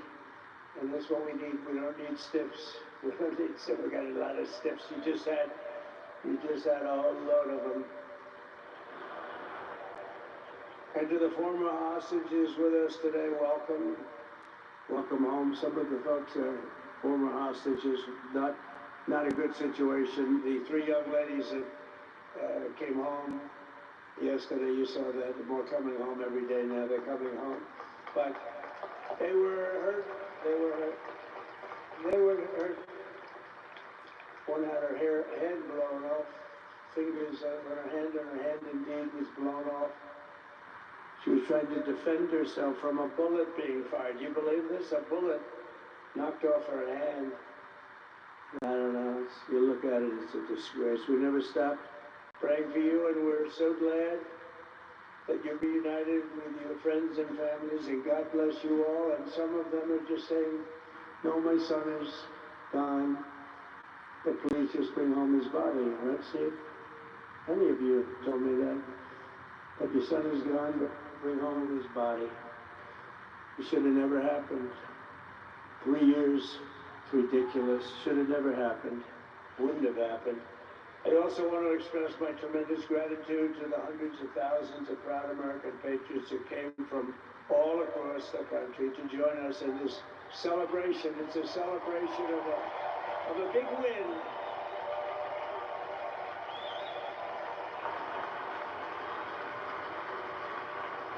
And you're witnessing the dawn of the golden age of America. That's what it's going to be. We're bringing it back. We're going to bring it back fast. We're going to bring it back faster. Let us also thank the incredible service members, National Guardsmen, Police, Secret Service, and law enforcement personnel who are keeping us all safe. Even though they are great people. New York's finest. I grew up with New York's finest, and we got to give them their authority back. You won't have any crime. There'll be no crime. Give them little authority back. The whole way they run things in this country now, it's disgraceful. But it's going to change rapidly. We're going to make our city safe again, too. Even though we're indoors, we've had a magnificent inaugural parade. And let's give a big round of applause. They were great. To all of the incredible performers and hardworking men and women who made it possible. Those people, really talented, amazing people. I also want to thank my wonderful family for being here, especially my beautiful wife, our First Lady, Melania.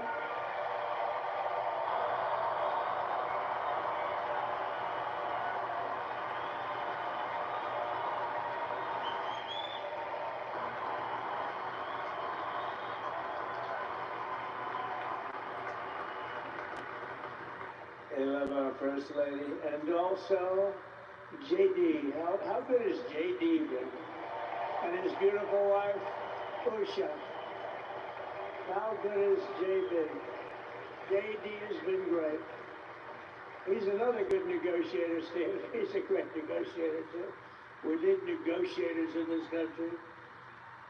But so many of the people on this stage, we had not only family members, as an example, Lara Trump, the wife of Eric. She was the head of the Republican Party, along with my friend Michael. Stand up, the two of you. What a job. What a job they did. They worked so hard. They knew they'd be rigging, but they said, we're going to make it too big to rig, and we did. We made it too big to rig. We won every swing state by a lot. We won the popular vote by millions and millions of votes. We won the whole ball of wax. And now we're going to go and drill, baby, drill, and do all the things that we've wanted to do and bring your costs down, your prices down, and make our country safe. So thank you very much, Michael. Thank you very much. What a job you've done, Michael. I'm never moving you, you know. He was thinking about getting a nice job in the administration. I said, no, I'm leaving you right where you are. You've done a very good job. We're not moving you, Michael. I'm sorry. Anyway, thank you very much. Appreciate it. Appreciate it very much. Right here with us also in the arena, I'm about to sign some very important executive orders of our new administration. Hey, Don, will you stand up, please? Don is another one. How about Don? This guy.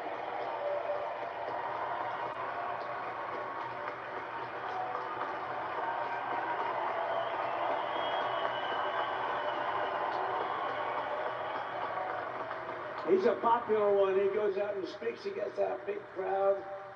He's a little on the rough side sometimes. That's what you want.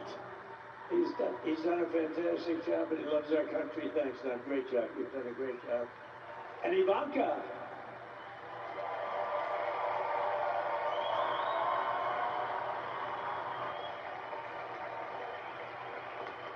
And you know, Jared negotiated the Abraham Accords, which are the biggest deal made in the Middle East in many, many years, and it's really something. Jared, stand up.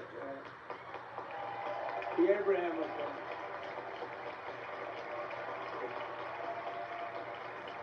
And Tiffany's going to have a little baby. And Michael.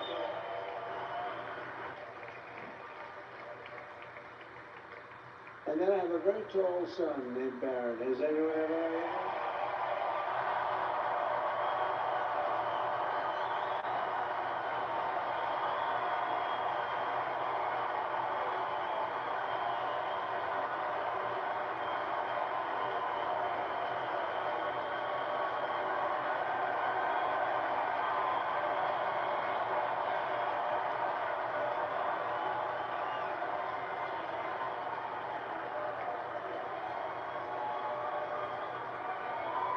Thank you.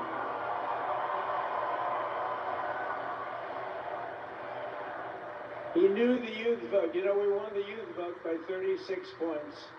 And he was saying, Dad, you got to go out and do this one and that one. And we did a lot of them.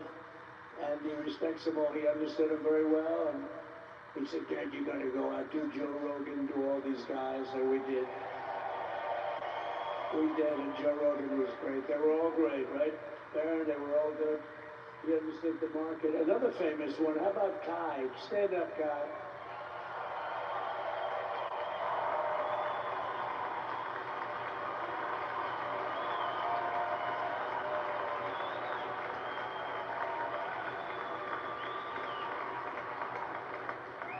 Is that Byron Donalds back there? Stand up, Byron. Stand up.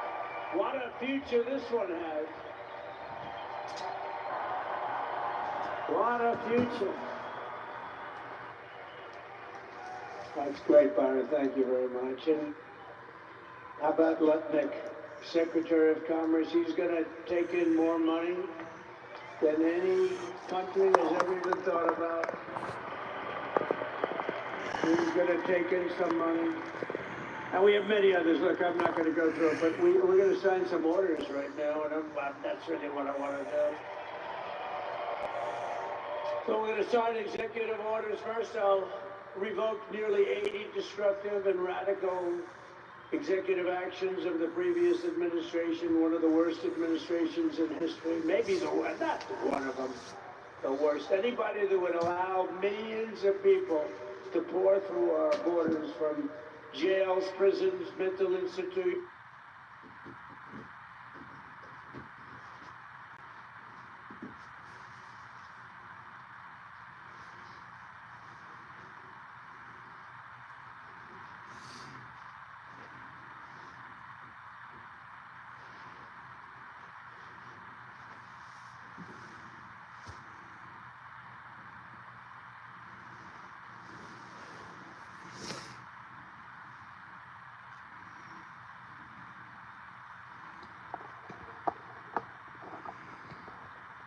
this in. I have to get this back on here.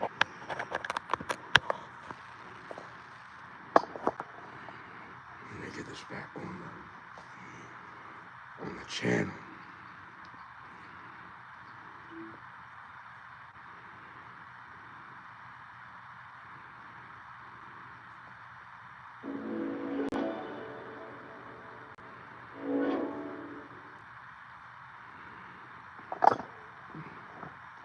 Next, to gain immediate control of the vast federal out-of-control bureaucracy, I will implement an immediate regulation freeze which will stop Biden bureaucrats from continuing to regulate. Most of those bureaucrats are being fired. They're gone.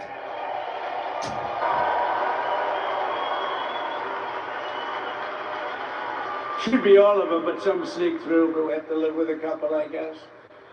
I'll also issue a temporary hiring freeze to ensure that we're only hiring competent people who are faithful to the American public. And we will pause the hiring of any new IRS agents. We will also require that federal workers must return to the office in person. We're going to take the 88,000 people that they hired to go after you with guns. By the way, they're allowed to use guns. And harass you like they were so many other people. Remember this? Okay, remember? Do you remember the little statement about tips? Does anybody remember that little statement? I think we won Nevada because of that statement. But they went out and harassed you over the tips. In other words, we are restoring control of our government to the people. We're going to take those 88,000. Let's see if they'd like to work on the border, because that's what we want them really.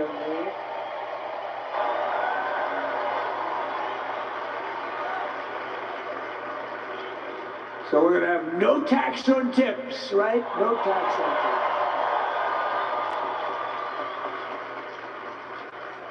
tips. We may have, like the Speaker of the House, is he here? He's done such a good job. Is Mike here? Is he around here someplace? I saw him just a little while ago. Hello, fellas. Look at you guys. Yeah, I know. He's great. He's doing great. They're all doing good. The Republican Party has never been unified like it is right now. They want to save our country. And we're going to more than save it. We're going to make it greater than it's ever been before by a lot.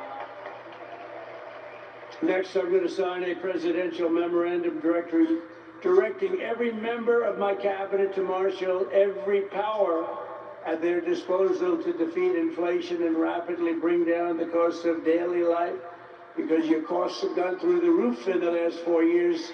Perhaps you didn't notice. Does anyone notice their costs are like double, triple, quadruple? You can't buy bacon. Apples have doubled in price. You want an apple, anybody? Pay twice what you did 2 years ago. We'll put more money in your pocket, and we'll bring back the American dream and to reduce energy costs and liberate our economy. So we have more oil and gas than any country in the world, and we're going to use it. We're not going to do the wind thing. Wind. Big ugly windmills, they ruin your neighborhood, they ruin you. If you have a house that's near a windmill, guess what? Your house is worth less than half. And did you see up in New England with the whales? You see what's happening? So they had 2 whales killed in about 14 years. Last year and the year before, total, they had 28. So if you're into whales, you don't want windmills either. And they're the most expensive form of energy that you can have by far. And they're all made in China, by the way, and practically all of them. And they kill your birds and they ruin your beautiful landscapes. But other than that, I think they're quite good, right? Now, remember when we used to joke and kid, when we were kidding, but we don't kid anymore? They want to watch the debates on television. They want to watch your favorite president on television. But the wind isn't blowing, so we can't watch television that night, Gladys. Remember? Gladys, I'm sorry, the wind is just not blowing. We're not watching Trump tonight. But I'm immediately withdrawing from the unfair, one-sided Paris Climate Accord ripoff. The United States will not sabotage our own industries while China pollutes with impunity. You know, China, I mean, look, they use a lot of dirty energy, but they produce a lot of energy. And when that stuff goes up in the air, you know, it doesn't stay there. It's not like you got a wall. We love walls, don't we? Not like you have a wall around and it doesn't. It floats into the United States of America after 3.5 to 5.5 days. It floats across the oceans and it comes right over your neighborhood and it falls into your neighborhood. So they all say, we have to fight for cleaner air, but yeah, the dirty air is dropping all over us, so what the hell are they talking about? Unless everybody does it, it just doesn't work. You know, we have the cleanest air and the cleanest water that this country's ever had under the Trump administration, and we didn't do anything to stop jobs and stop production. Believe me, you're going to see a lot of companies come pouring back because tariffs. I always say tariffs is the most beautiful word to me in the dictionary. And I was reprimanded by the fake news. They said, what about love, religion, and God? I said, I agree. Let's put God number 1. Let's put religion number 2. Love, I don't know. We got to put that number 3, I guess, right? And then it's tariff. Because tariffs are going to make us rich as hell. It's going to bring our country's businesses back that left us. And I'll also sign an executive order to immediately end federal government censorship of the American people. In America, we believe in free speech. And we're bringing it back starting today to stop the weaponization. Oh, do I know about that? These creeps. Deranged Jack Smith. You ever hear of him? Deranged. He's a deranged prosecutor. He's sick. They suck him on me. He's now been reduced to getting on an airplane, going back to The Hague or wherever the hell he came from. We got to get rid of that guy. Hey, was he one of the many people that got a pardon today? Did they pardon Jack Smith? You know, did you know that Biden, while I was making my speech, pardoned his whole family?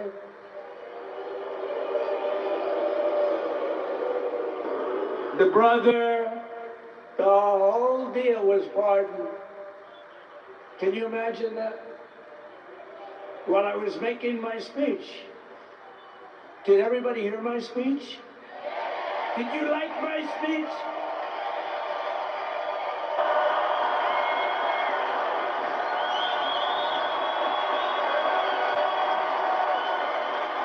Thank you. I mean, the only thing wrong with it is I had a lot of tough things to say, and I have some great people that work for me. Sir, this is such a great speech. It's so unifying. Don't talk about Biden with his pardons of his family. We want a unified country. They said, don't talk about the J6 hostages that you're going to be releasing today. Sir, don't put that in your speech, please. I said, but I want to put it in my speech. I said, sir, it won't be unified like it is. It's so beautiful the way it is. And it is getting great reviews. You know, if I put things like that in, I'll get terrible reviews. One little paragraph that's a little bit wrong with the fake news goes crazy, right? So I said, all right, I won't put it in my speech, but you know what? I'm speaking in front of a hell of a lot of people at a place called Capital One Arena, and I'll talk about it there. So we're going to be going over the beautiful Oval Office, one of the great offices in history. Even if it wasn't beautiful, it's the Oval Office, but it is beautiful. And we love the Oval Office. It all starts with the wars start and end there. Everything starts and ends at the Oval Office. We love it. But we're going to go to the Oval Office. We're going to release our great hostages that didn't do, for the most part, they didn't do stuff wrong. You take a look at what went on, and look what happens in other parts of the country. In Portland, where they killed people, they destroyed the city. Nothing happens to them. In Seattle, where they took over a big chunk of the city, nothing happened. Minneapolis, where they burned down the city, nothing happened. Essentially, nothing happened. All they want to do is go after the J6 hostages, a 76-year-old grandmother.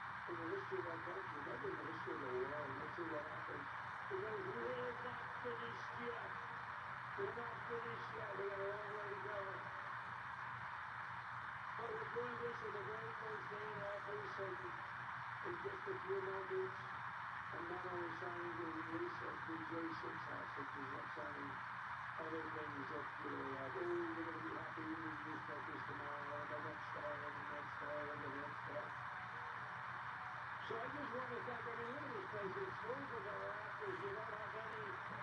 Look at those people up there. You don't have any empty seats. And by the way, the Capitol One owners, they are so good. We're going to rip them empty because they have been so great for MAGA to us.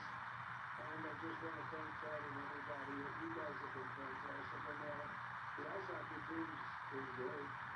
Our next team's pretty good, right? They're doing good. So I want to thank them. Capital One Arena owners, they have been absolutely fantastic. And thank you once again to everyone. And I can only tell you, you'll be very happy. You're going to watch a lot of good things happen. We're going to stop some wars that are happening and going on. Some stupid things are happening. The war with Ukraine would have never happened, and it has. As you know, Israel has never been here on October 7th. And none of you would be up here, none of you would even know anything about this tragedy that you're going through right now. But Iran was dead. Anybody that brought oil from Iran, they couldn't do any business with us. They wanted to do business with America. China passed, everybody passed, they were good. They didn't have money for Hamas, they didn't have money for Hezbollah. And your sons would be alive, and they simply wouldn't be incarcerated like they are for sure. But yet, we're getting a lot of people out in a short period of time. So I'm going to go right over to here, and I'm going to stand in front of you. Is that okay? Good.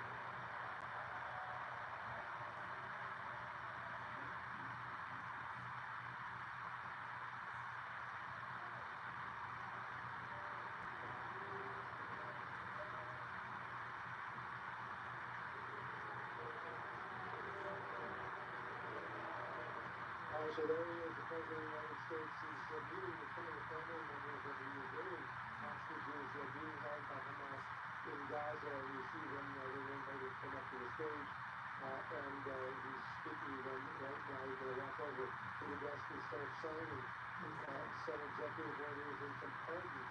He says he's going to sign pardons for what he calls the J6, the January 6th hostages pardons. He says for a lot of people, and then there will be a celebration. He says hundreds of thousands of people will be celebrating, and he calls this the dawn of the golden age of America that is about to begin. But first, he's going to sign some executive orders, and I think there will be some pardons as well. Let's listen to it.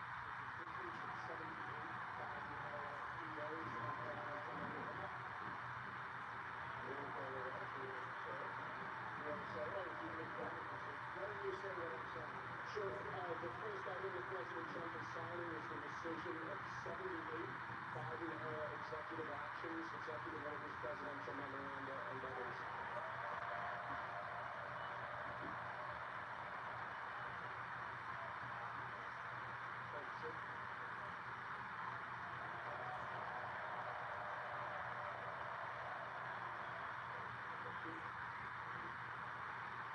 The second item of President Trump is a regulatory freeze, as you announced in your speech, preventing bureaucrats from issuing any more regulations until we have full control of this, the government and this administration.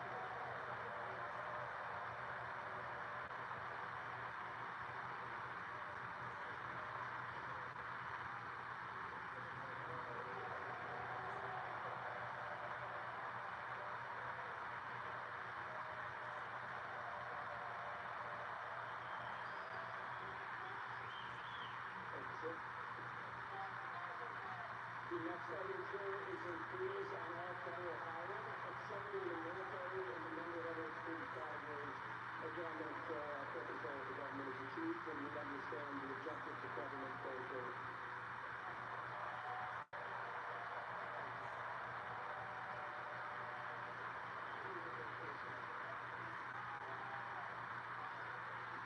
Could you imagine Biden doing this? I don't think so.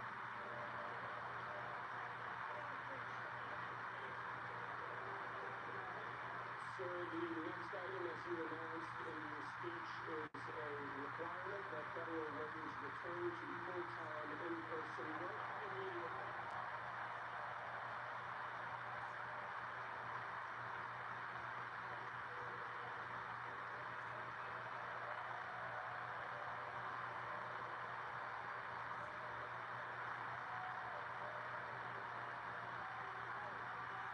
Thank you, sir.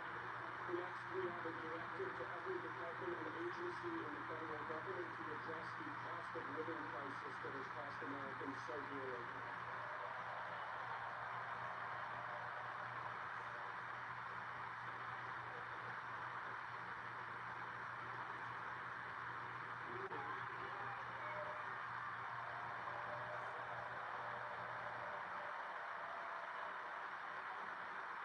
Thank you, sir. The next item here is the withdrawal from the Paris Climate Treaty.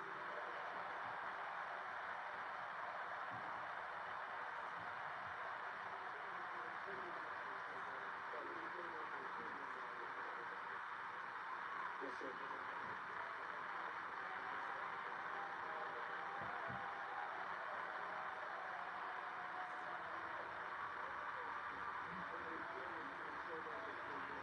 We're going to save over $1 trillion by withdrawing from that treaty.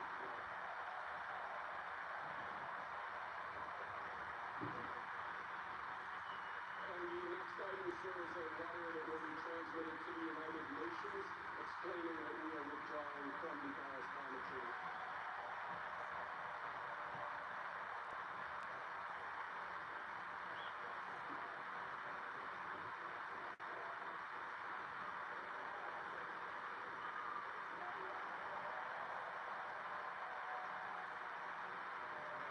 Thank you, sir. This next item is a directive to the federal government ordering the restoration of freedom of speech and preventing government censorship of free speech going forward.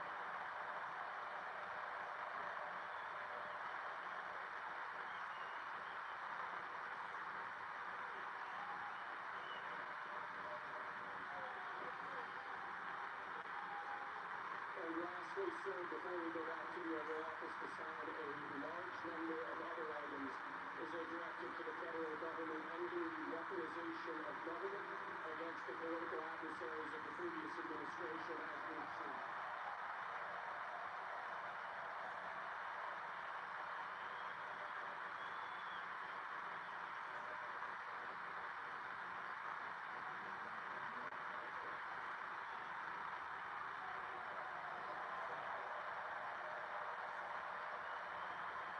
Thank you very much, sir.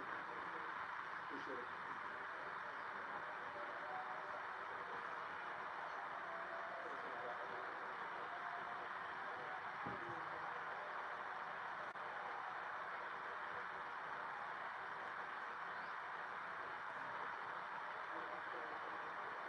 So there you see the President of the United States just signed 9 documents on a variety of issues, all of which he promised during the course of the campaign he would do and is implementing that in his first few hours after the inauguration. John King is our chief national correspondent. He's with us right now. John, we started off with a declaration of signing of the document ending various Biden-era actions that were put in place over the last 4 years. That's a pretty significant development even by itself. Yes, we need to get the list of the 78 Biden executive actions, some of them were executive orders, some of them other Biden went around and previous to this, which is exactly what their policies are. And then a regulatory freeze, a hiring freeze for the social worker, the company, but I think what's also significant is what he didn't sign there, because we need to see the details of the immigration executive order, which he's going to sign, to see just how sweeping the big changes in policy are and how quickly they will take effect. What he tries to do for executive action and what he might have to wait to try to get more presidential approval or some other way to do it. We don't know that until we see the details. He also said the January 6th pardon, two types of hostages, they are defendants and they are in prison after being convicted in court. He says that will come tonight, but it did not come here. He's off to the Oval Office now. What I was most struck by is this today, we'll see this, so many of these together.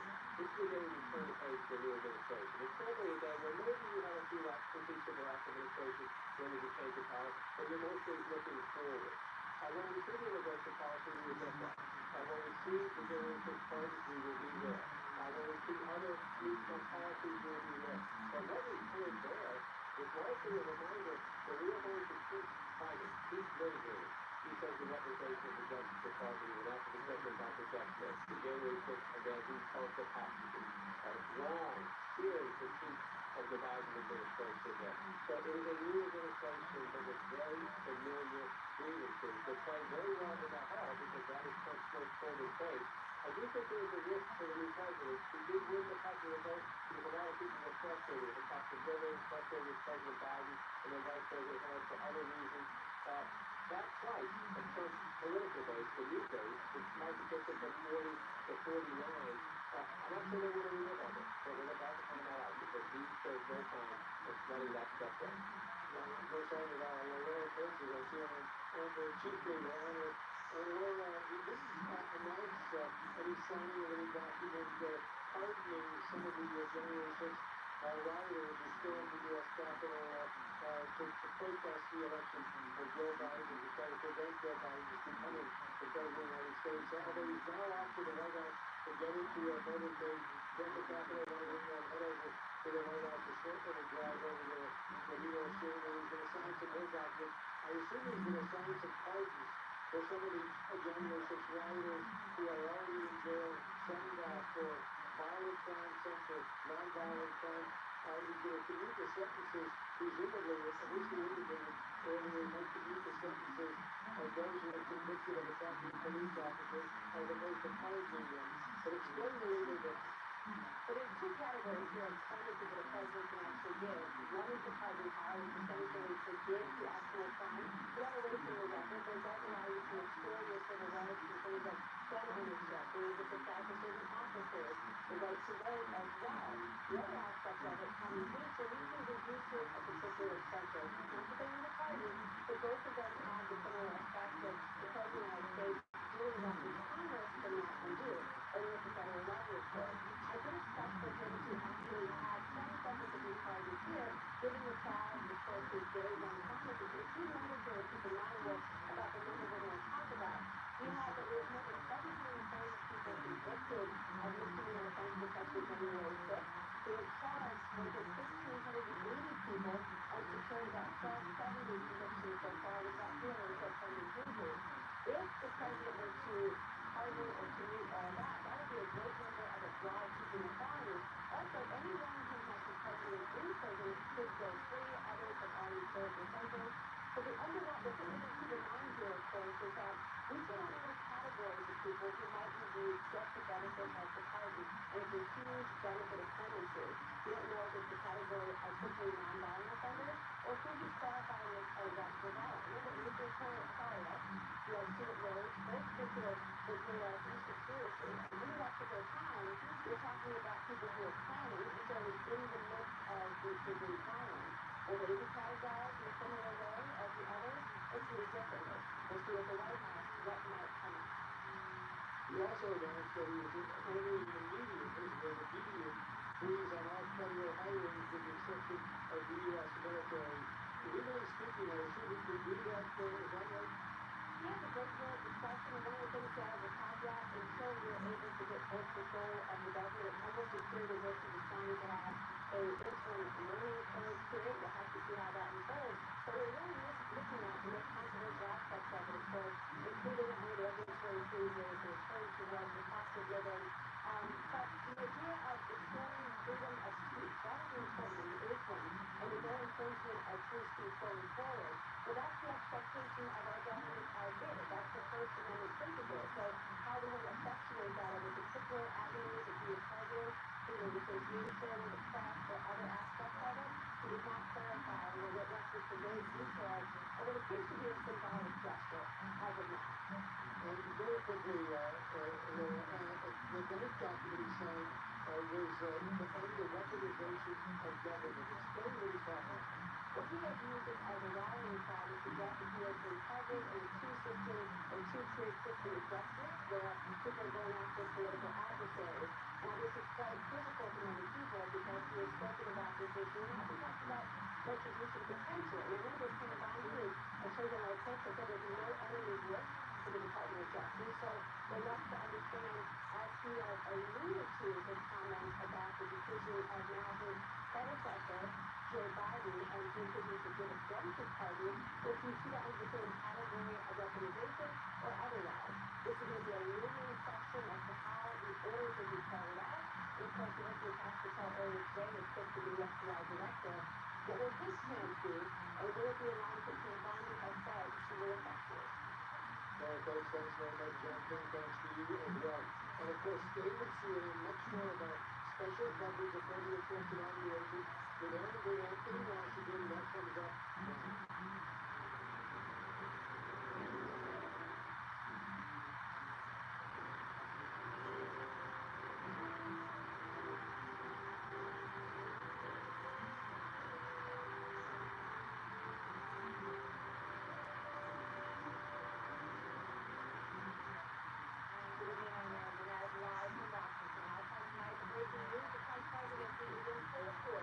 President Trump just wrapping up that rally in Washington where he signed 9 executive orders promising to target those who attacked the Capitol on January 6th. The president now is in the White House and promises to sign even more executive actions, which there will be many more tonight.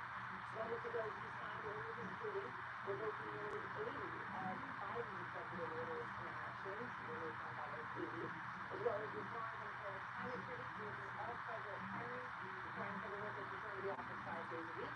And that is in addition to orders Trump is expected to sign later tonight.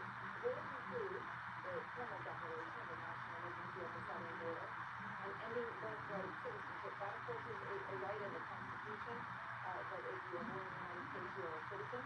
Terminating diversity programs and declaring the federal government will only recognize 2 genders, male and female, which reverses protections that have been put in place for transgender people. And as I mentioned, Trump is expected to also pardon members of the mob that attacked the Capitol on January 6, 2021, when he returns to the White House tonight. That has been something that has been at the core of all of his talk today, and there is so much to get to tonight. Jeff Zeleny is at the rally where Trump just spoke. He was following the drive outside the White House and other crowds in Washington. Other news outside of Washington prison. The January 6th defendants are waiting to be released and believed pardoned by Trump. All with our TV hour. Jeff Zeleny, let me start with you. Just coming from that arena, as I just came from where you are, you watched the signing of those executive orders. Walk us through exactly what Trump is doing. It was a bit of campaign theater meets political promises. You saw at the very end there where President Trump threw out the black Sharpies that he used to sign the executive orders. This was part of a promise that he's been talking about at virtually every campaign rally that I could think of since he started his return to power. Promising what he would do on day one, and of course soon after the 78th for Biden executive action. That was no surprise. President Biden did basically the same thing his first day in office. He forced a lot of the executive action that the previous president did. Then, of course, we went on to several others. Withdrawing from the Paris climate accords, requiring several workers to come back to the office. Well, speech is over. Would anybody like some commentary?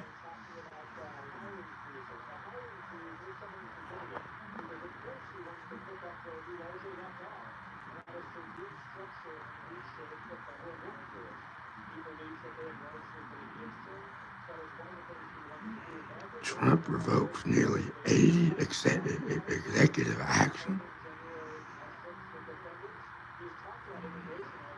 How is he able to do all this in one day? Like he's literally been in office about 7 hours. He said he was going to sign 100 executive orders into law. I wonder what they are. Do you know what any of these orders are that he's signing into law? Put it in the comments, because I don't really know. I don't know all 100 of them. I know he said something about renaming the Gulf of Mexico to the Gulf of America. So if anybody knows what some of these executive orders are, please put them in the comments.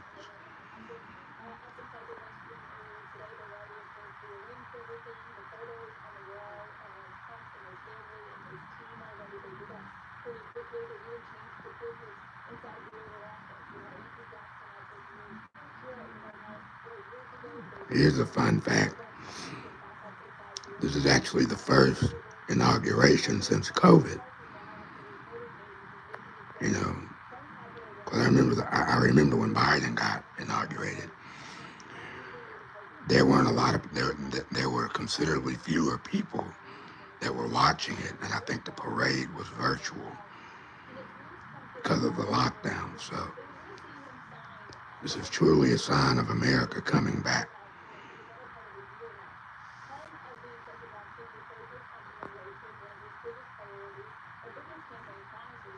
And by coming back, I'm speaking about coming back from the pandemic.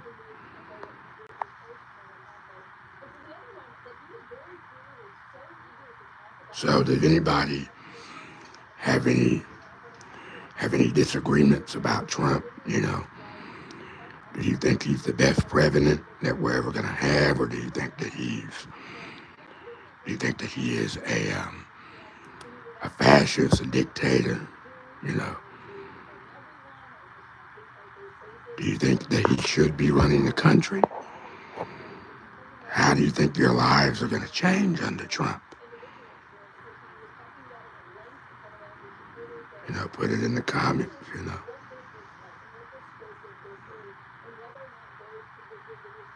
And you can say whatever you want on here. You know, I'm not going to say anything about it. I'm just going to let you put whatever you want.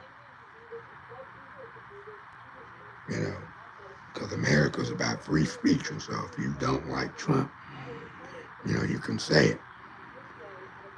If you like Trump, you know, you can say it. You know, I'm not going to moderate anything.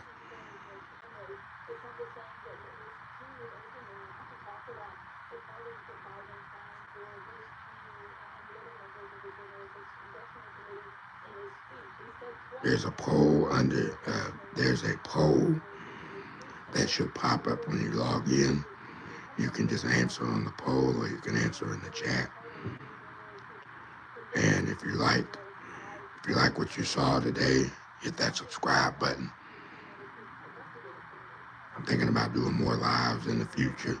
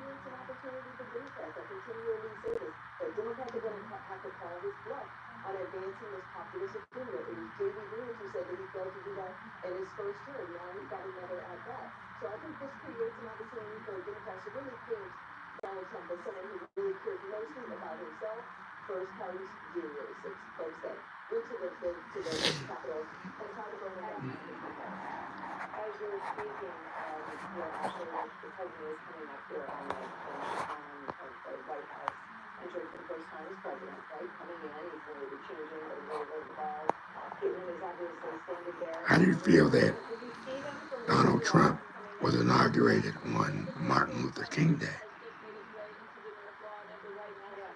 Does that make you feel a certain kind of way? Do you feel as though that's disrespectful to Dr. King, or do you feel that it's just a coincidence?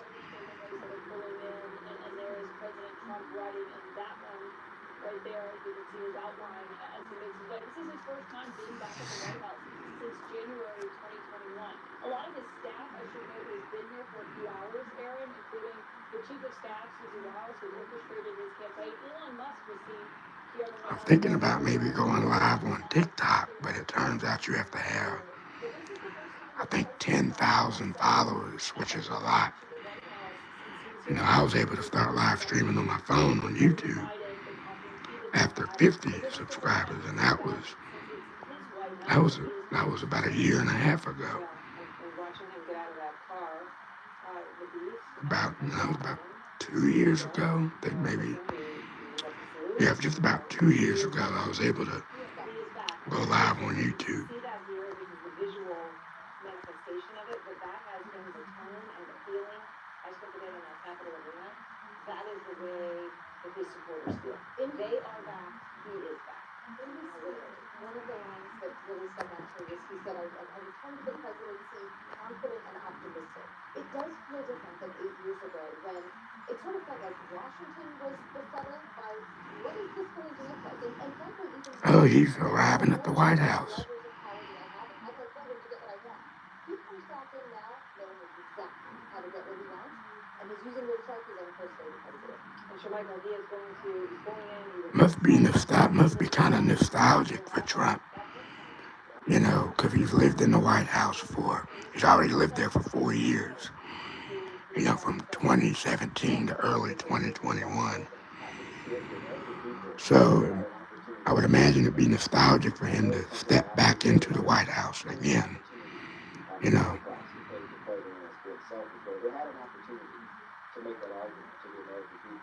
And live there for another 4 years, you know. That must be cool, you know. Returning somewhere that you haven't been in a long time, because he hasn't been there. I don't think he's been, you know, in the White House since the day Biden took office, so, you know. And one more fun fact. I believe over 100 Secret Service workers or 100 people have to get all of the old president stuff out and get all the new president's items in just like 3 or 4 hours, so they don't have a lot of time to do that. It's actually incredible how they're able to get all that done.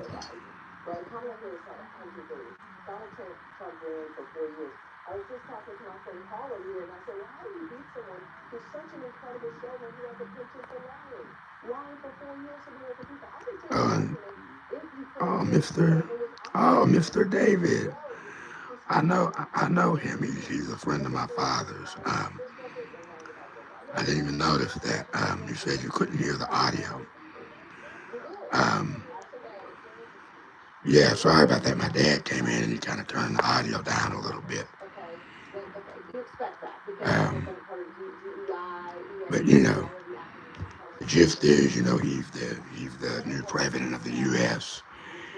You know, he gave an inaugural speech. So that's kind of the gist of it, you know.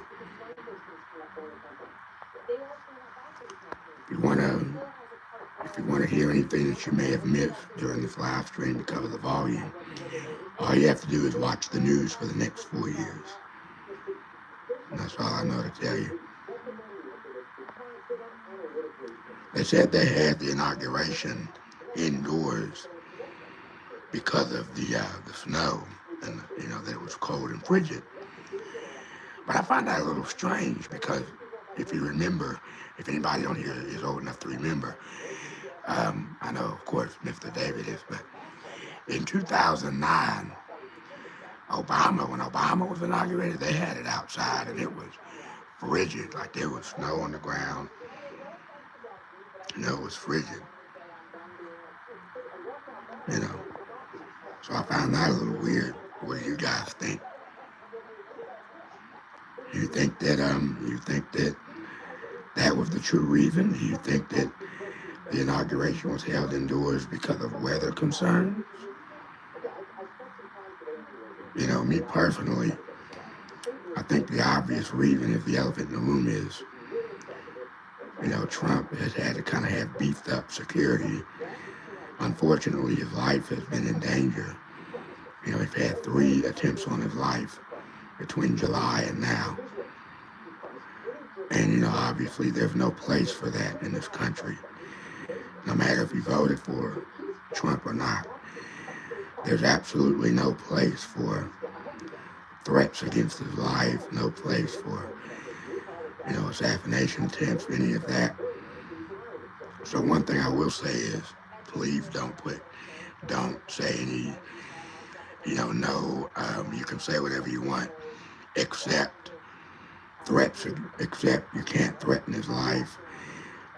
No comments or jokes about Trump being assassinated. No jokes or crude remarks about him being hurt or anything like that. I won't allow those kind of comments on here. But anything else that you want to say about your political beliefs, feel free for that. But please no violent type comments, no inciting violence or anything like that. And if you like the video, please be sure to subscribe. And turn on your notifications, because I'm going to be doing more live streams. I'm actually thinking about, every month, me and my family, we have a tradition where, kind of like New Year's Eve, when we watch the clock transition to midnight, every month, at the end of every month, I like to stay up late on the last day of the month and count down to the beginning of the new one and then pray it in. I will be live streaming that on Friday, January 31st at 10:30 p.m. I'll be counting down to the East Coast, midnight, and then the Central Coast, and then I'll be having prayer. So if you would like to see that, turn on notifications. It'll be 10:30 p.m. Central Time, 11:30 p.m. Eastern Time on Friday, January 31st. So if you would like to see that, once again, turn on your notifications, because it will be at 10:30 p.m. Eastern Time. 10:30 p.m. Central Time, 11:30 p.m. Eastern Time, Friday, January 31st. I will put that in the community tab on my YouTube page. Again, 10:30 p.m. Central Time, 11:30 p.m. Eastern Time. I'll put that on my community page. I will even post a short about it. So I'm just going to wait a couple more minutes to see if people are going to comment, if they're going to leave any more, if they're going to leave any more polls on here. And then we will have prayer, and I will wrap it up. What did you guys think of his speech? Did you like his speech? Do you think he communicated eloquently? Do you think he covered some, the key points in an engaging manner?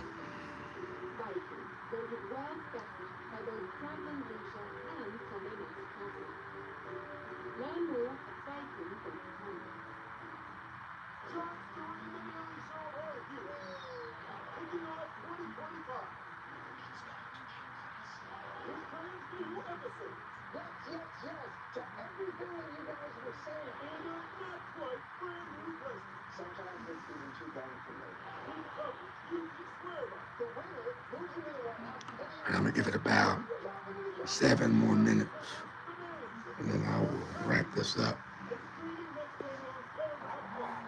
I told you I don't need these anymore. I have sling.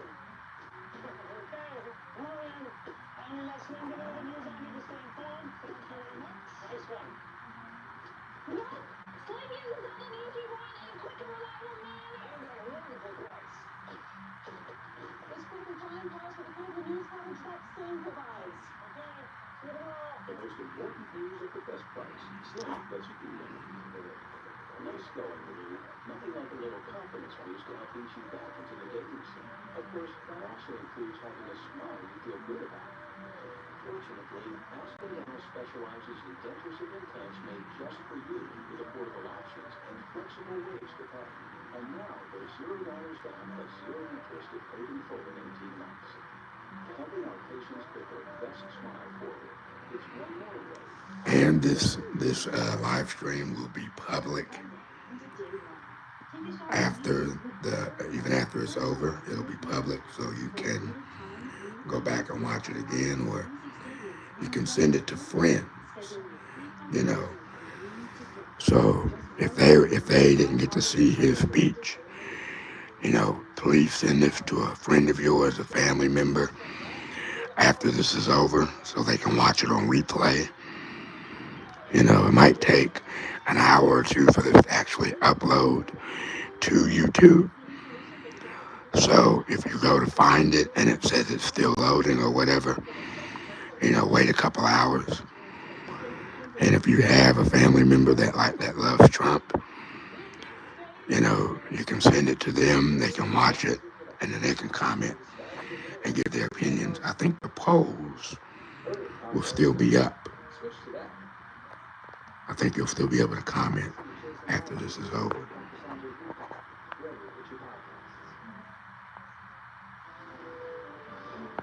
Breaking news, President Trump is just announced that they're seeking pardons for January 6th defendants. Tonight, I'm going to be signing on the J6 hostages, pardons, to get them out. And as soon as I leave, I'm going to the Oval Office and we'll be signing pardons for a lot of people. Trump making good on a campaign promise that his supporters are expecting him to deliver on, and pretty much right away. He did telegraph the move during his inauguration in the same room where the violence unfolded just 4 years ago. So let's just start with the breaking news here of what we know is about to happen. Oh, yes.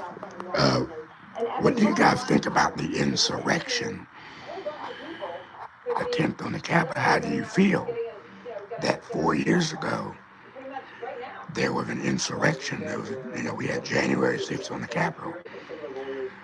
And now 4 years later, you know, Trump is back in office. How do you feel about that?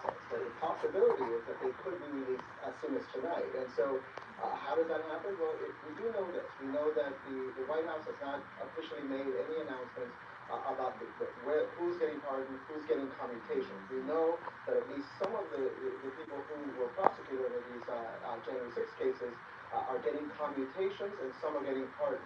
Who gets what, we are still not clear on. But clearly, the staff at the Bureau of Prisons They're going to release the January 6th rioters from prison. Perhaps it's already been sent. Again, we don't know exactly what has been done, but the president has said just now, as you saw in that clip, he's saying that when he gets to the Oval Office, he is going to sign pardons. And again, I remind people that of the 1,600 people that have been prosecuted, being prosecuted, and at least 1,200 have already been convicted, and 700 of them have already completed their sentences. So, Okay, 2 more minutes, and then I'll be wrapping the stream up.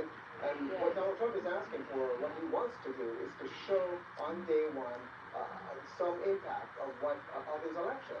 And so we anticipate. I'll be praying for the state of the country. And, you know, we'll be wrapping up.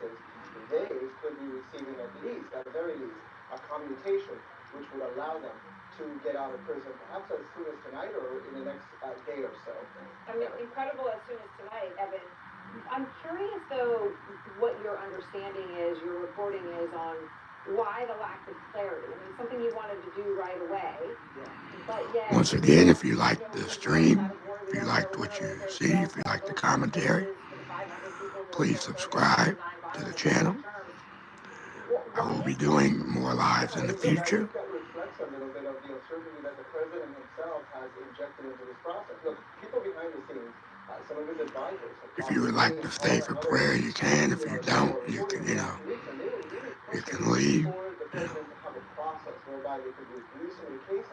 About 30 seconds, I'm going to transition to the benediction. The president, though, has resisted this all along. He has pushed for more of a broad approach, whereby he wants people out of prison as soon as he takes office. And so that's really what you're seeing play out. There's a bit of an opaqueness and a bit of We've got unsure about exactly how it went. a few more seconds here. Because again, part of this is a little bit of a Trump production, right? He wants a little bit of a show, and we're all watching to see exactly how he does it. Right. Well, and perhaps this is exactly the show we wanted. Evan, thank you very much. So all eyes now on the prison, right? Okay. And there is a prison. All right, so, Father God, we thank you for this day that you've given us to gather in your name and watch the transition from one president to the next. Father God, we thank you that Donald Trump, he is protected while in office, Father God, that no weapon formed against him shall prosper, Lord, that you would shut the anybody that would want to harm President Trump, that you shut them up like you shut the mouths of the lions in the lion's den with Daniel. Father God, I thank you that everybody watching this has a blessed night, blessed evening, blessed night if they go to perhaps watch the national championship. Father God, I thank you that anybody on here that is struggling with anything in their life, that you heal them and you rectify the situation, Father God, according to how you see fit, Lord. I thank you, Father God, that the country will only progress, Father God, that I thank you, Lord, that we will not go back to bad times. We will not go back to anything that is not suitable for your plans for this country, Lord. I thank you, Father God, that we learn to get along with one another, regardless of who we voted for, that the division comes to an end, and that you give Trump a heart, that you make Trump a man after your own heart, Father God, that he acts for the best interest of the citizens of this nation, and that he puts your desires and needs for this country over his desires and needs, Lord. In Jesus' name I pray, amen. Okay, so that is the end of the stream. Go in peace, have a good night, have a good week. And hopefully I will see you all on January 31st at 10:30 p.m. Central Time. Again, send the stream to family and friends, so they can watch it if they missed it, and subscribe to the channel if you haven't already. Okay? Have a good night.